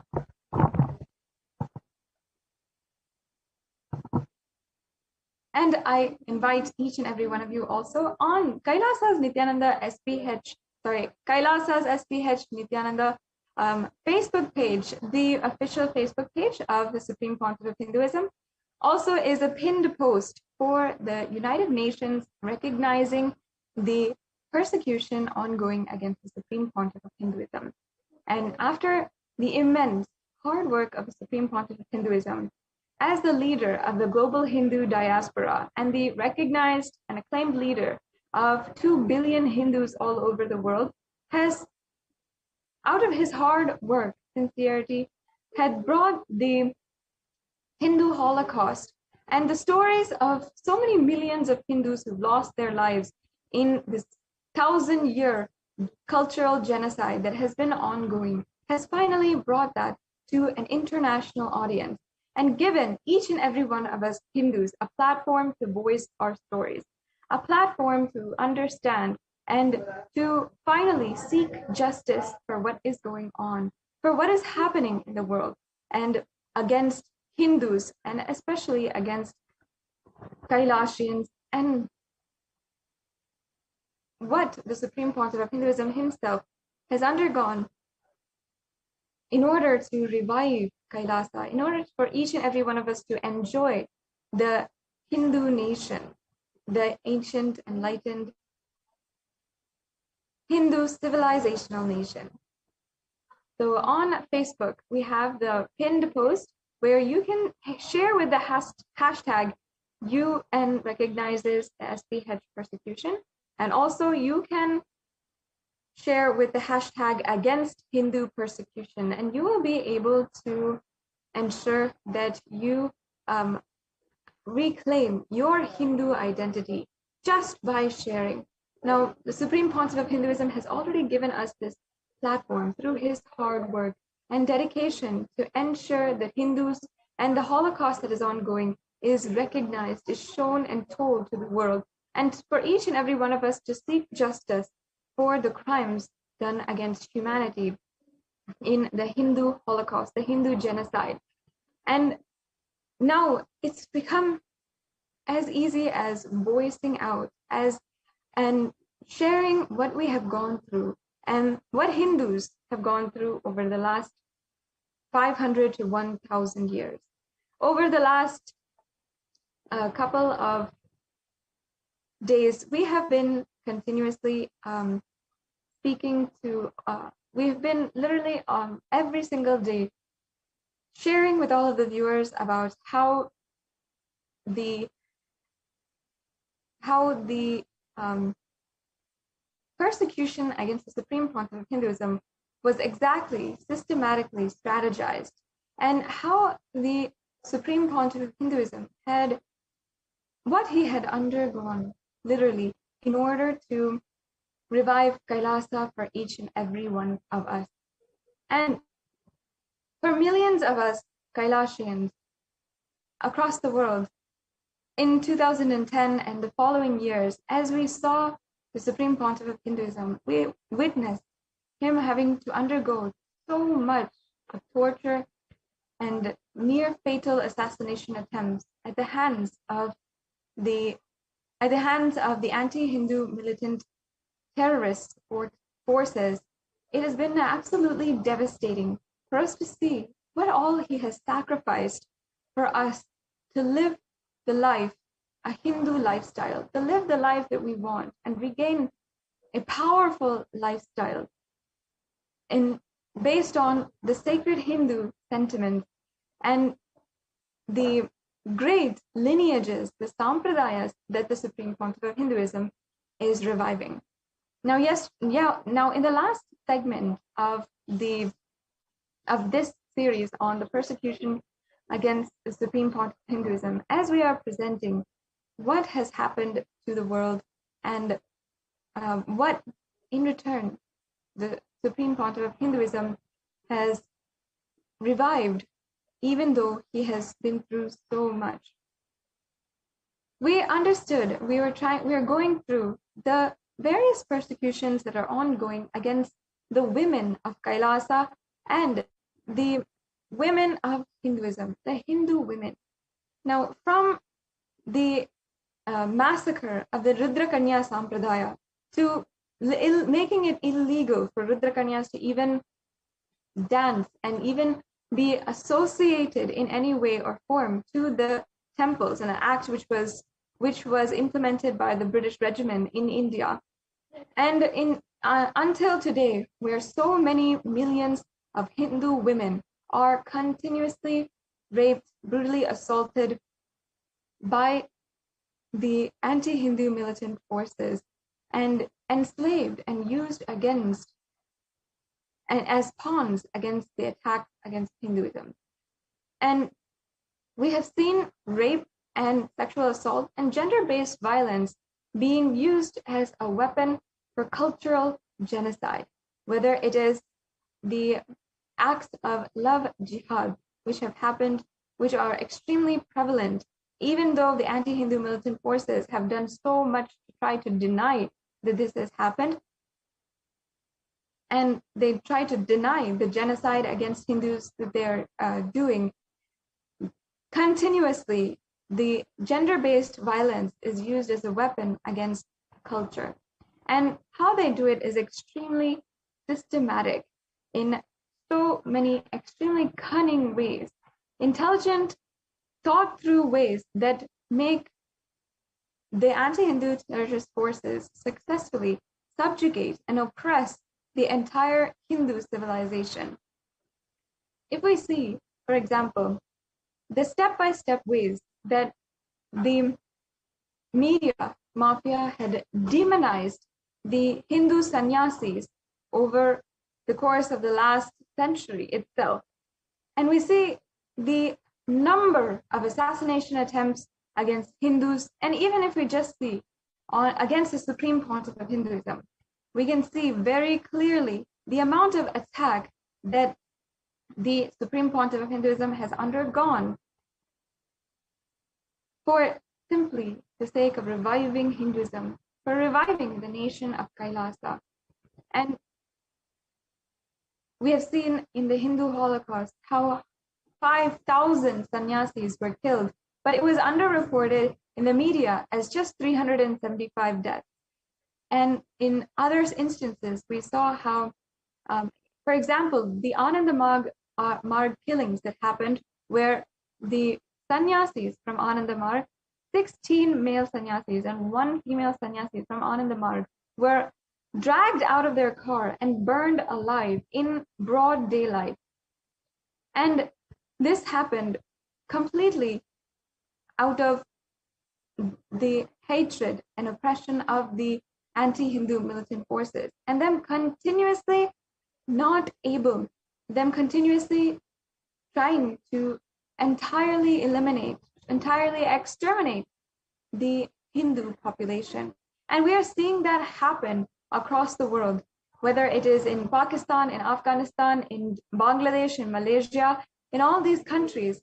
Let's take a look at the actual Hindu population, the population of Hindus who are there now today, and how much it is dwindling, how it is reducing every single day. And ever since the partition of India, when even a Hindu nation wasn't made, but other states had the right to form their own religious nations, the Hindus were put out onto the street and made to flee overnight because of the amount of violence that was done against them, was executed against them, to immediately flee and relocate their homes in just one night. We saw how many millions of Hindus were jam-packed in the trains, how many were left out of home. And this is happening until today. Until today, Hindus in Bangladesh are continuously displaced and not able to even find a home for themselves. And even after coming to India, even if they find and seek refuge in India, there is still no refuge that they find to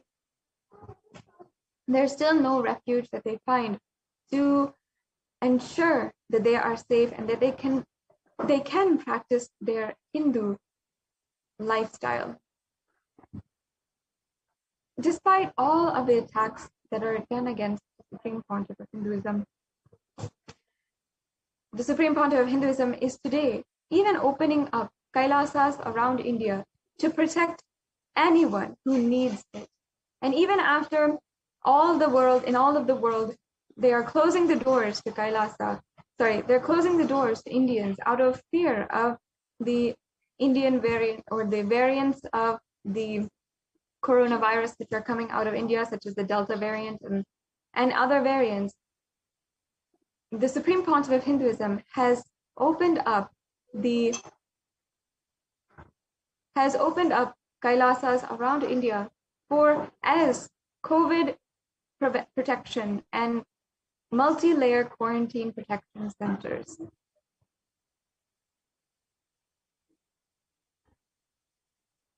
Now, the United Nations has recognized the different strategies used by different terrorist groups, how they use the media, use absolutely unethical journalism in order to perpetuate their own crimes and oppression against a certain culture.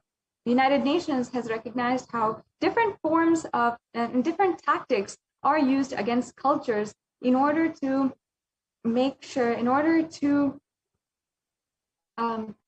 see that in order to entirely oppress and silence a certain population. Now, the United Nations today is being seen and recognized for its international intervention in so many different genocides. But this started in 1945 when the whole world was shocked to see the amount of atrocity that happened under the Nazi regime in Germany.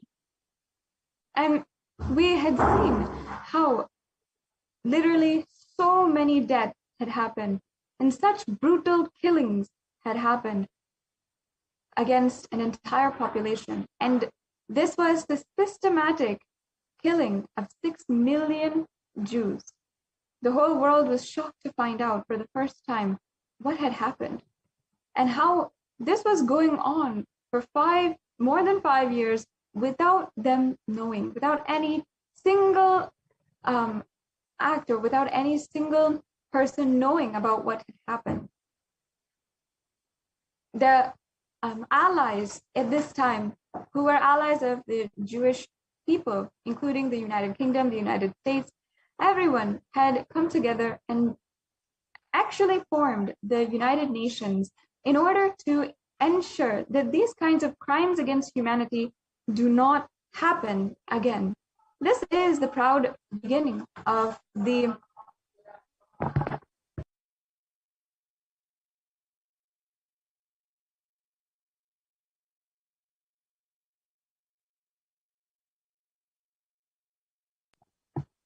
This is the beginning of the United Nations. And why I'm telling this brief history is because as they began to see the entire world and how different genocides were happening, how entire communities, entire civilizations were entirely silenced, suppressed, and killed by terrorist forces, they understood that there was a systematic way of them doing so. And not only that, we have seen how, because people came together and understood that this was not the way to live, and collectively they had seen how they must raise the standard of living across the world and bring more and more good across the world to raise the standard of living. And because people did not deserve to be under threat of such crimes against their basic human rights. And this was in fact the birth of the United Nations Declaration of Human Rights. And why this is important ultimately is because the Declaration of Human Rights up until the 2000 had worked in order to bring more education to the world, bring gender equality, bring more awareness about the global warming and the status of the earth and the health of the earth, and bring more awareness on global healthcare, and collectively see to it that the world raises its standards and continues to raise its standards of living. And in fact, the Supreme Pontiff of Hinduism, having recognized the immense amount of work the United Nations has done for improving the standard of living across the world by bringing more education to people and ensuring that there's human dignity and peace as a basic right for so many millions of people across the world. The Supreme Pontiff of Hinduism through the Sri Kailasa Uniting Nations, continuously is working towards global initiatives to continue raising the quality of life of human beings, not just up until the level of education and basic human rights, but also for each and every one to understand the sacred lifestyle, and for each and every one to realize their infinite potential. Sanatana Hindu Dharma recognizes each and every single living being for their infinite potential and their infinite consciousness, the power of their consciousness. And this is the standard of living that each and every being is given as a basic right in Sanatana Hindu Dharma. And through the global initiatives of Kailasa and Sri Kailasa United Nations, the Supreme Pontiff of Hinduism has been working towards raising the quality of life of human beings all over the world by bringing superconscious breakthrough to the whole world. This is his highest ambition for every single being in humanity. But just for this, for promising humankind of their infinite potential and raising them in every single way, the Supreme Pontiff of Hinduism has undergone immense amount of attack. In this next segment, as we are eagerly awaiting the divine presence of the Supreme Pontiff of Hinduism, we'll just be understanding what the Supreme Pontiff of Hinduism has undergone in order to revive Kailasa for each and every one of us. We'll be right back with you to continue this segment after a very quick break.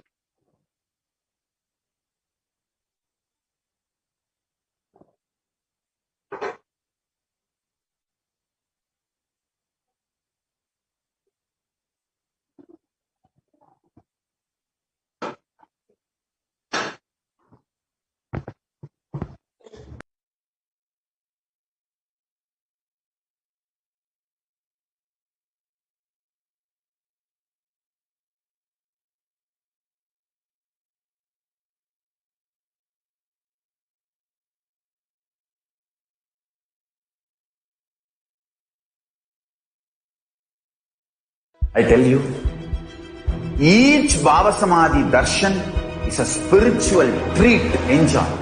Spiritual feast, enjoy. Don't miss it.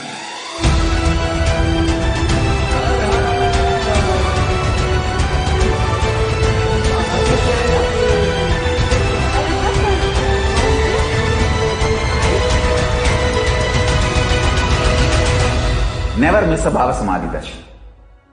Enjoy Paramashivoham, which is introducing and making you cognize the cosmic principles and cosmic beings.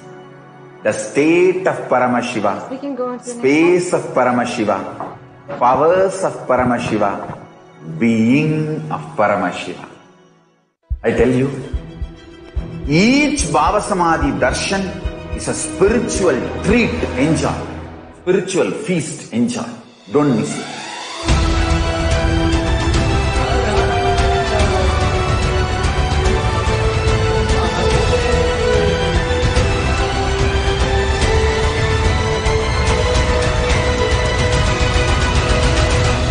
Never miss a Bhava Samadhi Darshan.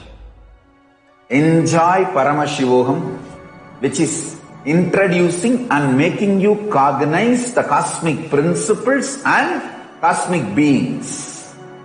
The state of Paramashiva, space of Paramashiva, powers of Paramashiva, being of Paramashiva.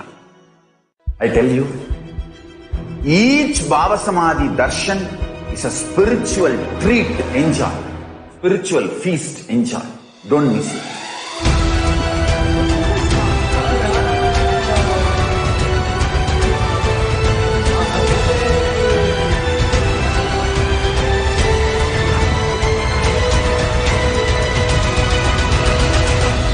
Never miss a Bhava Samadhi Darshan. Enjoy Paramashivoham, which is introducing and making you cognize the cosmic principles and cosmic beings, the state of Paramashiva, space of Paramashiva, powers of Paramashiva, being of Paramashiva. I tell you, each Bhava Samadhi Darshan is a spiritual.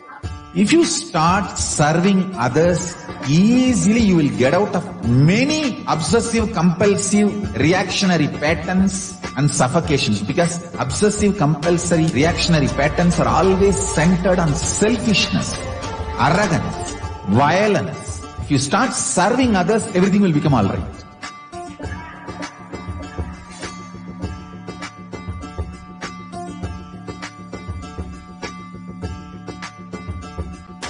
All over the world, I want the Rathotsava to happen. From Guru Purnima to Navaratri. I want all Annalayas to be open to people. Give free food with the free library. Food for stomach and food for consciousness. Both. One book, my Bhagavad Gita, will be gift. Yes. Go from house to house, door to door. Collect whatever people can contribute. One handful of rice, $1, or any small 1 kg vegetable, anything people give. It's one of the best spiritual practice. Madhugari Bhiksha. If you guys start doing this, everything, all the best things will be showered on you guys. And Paramashiva more and more will manifest in temple also.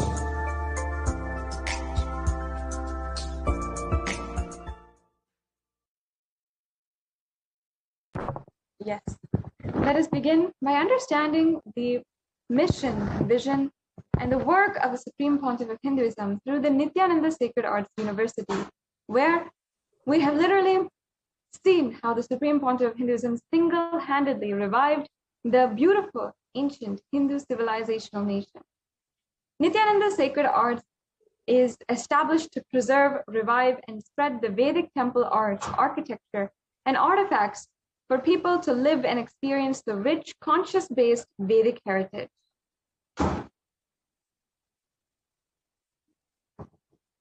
The temple-based arts and architecture is a science based on the perfect framework of cosmic laws, sacred arts geometry, proportion and symmetry, sophisticated mathematical principles, and cardinal directions. Amazing things that people are today still not understanding.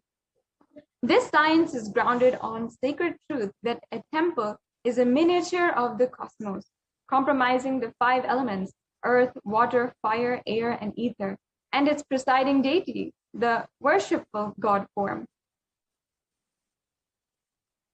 Every aspect of temple and temple rituals and temple arts, from the size, the shape, the material, structure, density, and the size of the halls, the pillars, the portiques, the facing directions, to the process of installing a deity and the arts form used, all these are revealed in the Veda Agamas.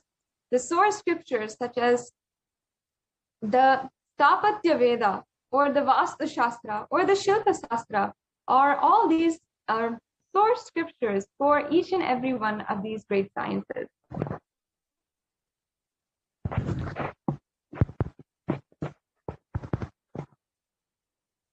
And here we have the Shastra Pramana about the Shilpa Shastra. So Shilpastri, works of art, are imitating the divine forms by knowing the artisans metrically interpret the laws of knowledge and the sacred hymns from the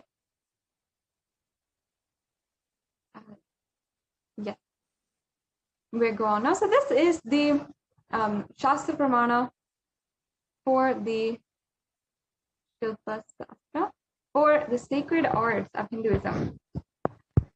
Sorry, there appears to be a technical glitch in the slides. Can we just have, if the NTV volunteer can just stop sharing and then re-project the slides?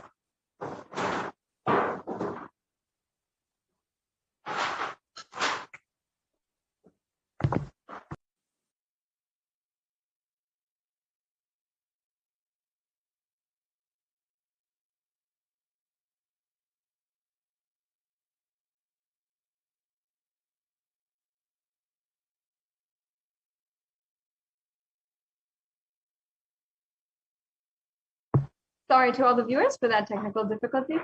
Now, as we are awaiting, we are just minutes away, and we are eagerly awaiting the darshan of Paramashiva, the live Nithyananda Satsang, as the Supreme Pontiff of Hinduism will be gracing us with his divine presence, and each and every one of us will be able to imbibe the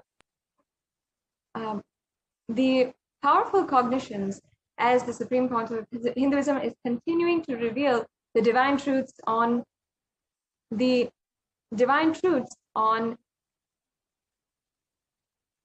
conscious sovereignty. Yeah. So here we have the Shastra Pramana from the Rig Veda, Aitareya Brahmana. This is chapter 6, line 5, verse 27. And here it's the English translation says, Shilpani, the works of art of man, is the imitation of divine forms. By employing their rhythms, the artisans metrically reconstitute and interpret the limitless knowledge of the sacred hymns from the limits of human ability. An amazing verse that literally tells us about how the arts are done, how the arts are made. The next slide, please.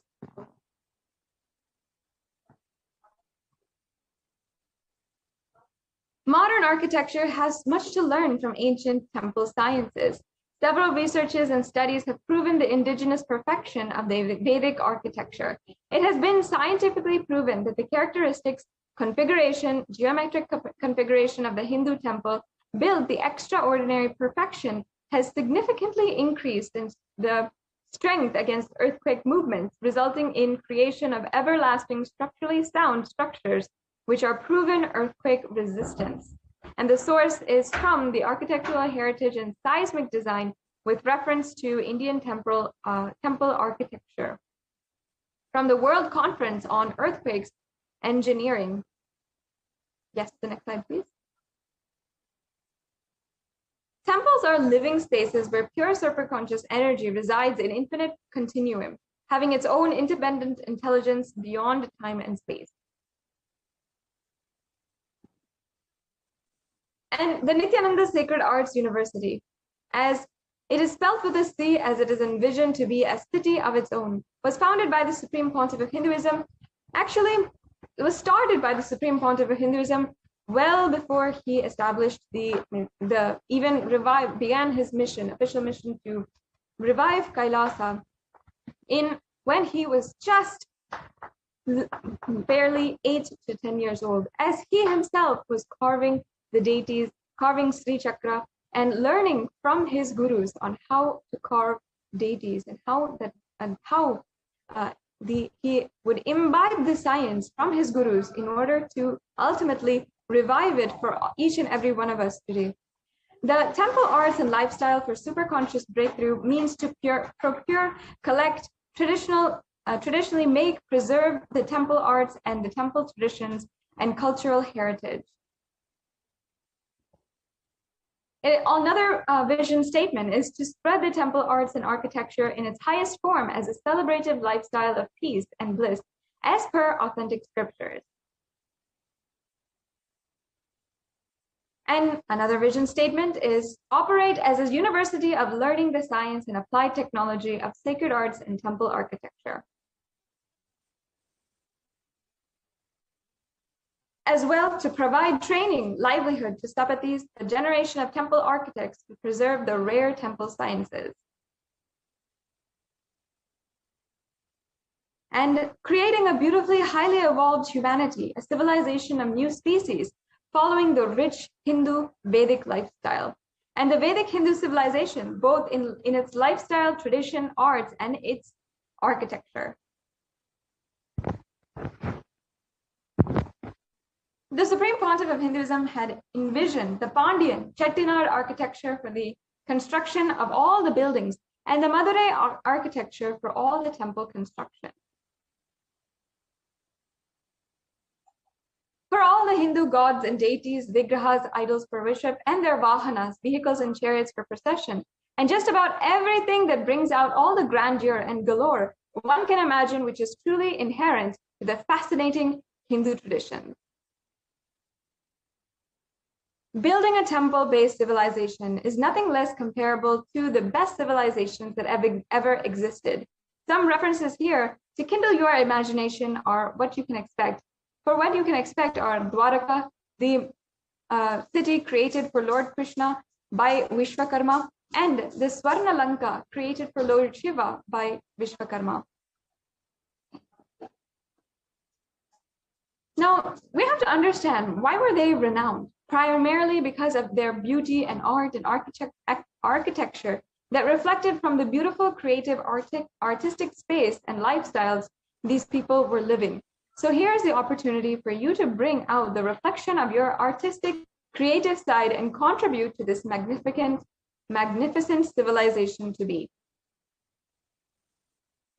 The Supreme Pontiff of Hinduism has guided every single aspect of temple and temple arts, from the size, the shape, the material structure, the size of the halls, pillars, courtyard, the facing directions, to the process of installing the deity, and the art forms used as per the Vedagamas, the source scriptures, such as the Stapatya Veda, or the Vastu Shastra, or the Shilpa Shastra. University is spelled as a C, as it is envisioned to be a city of its own, reviving and reinstating the glory and grandeur and richness of Hinduism across the world. Now, one of the main processes the Supreme Pontiff of Hinduism has revived, a part of the deity-making process, is the deification. In Hindu tradition, we have mastered the science of making body to live in zones of enlightened vertical time zones through the deification process. This is a direct quote from the Supreme Pontiff of Hinduism. Now, there is a science of mummification by the Egyptians, which they used in the pyramids. But in the science of deification, it's not merely to preserve their bodies, but preserve and achieve immortality. And in Sanatana Hindu Dharma, we had achieved that science and literally made it happen. And as you can see here, these are the different works of the Supreme Pontiff of Hinduism. We are very recently, the next slide, please.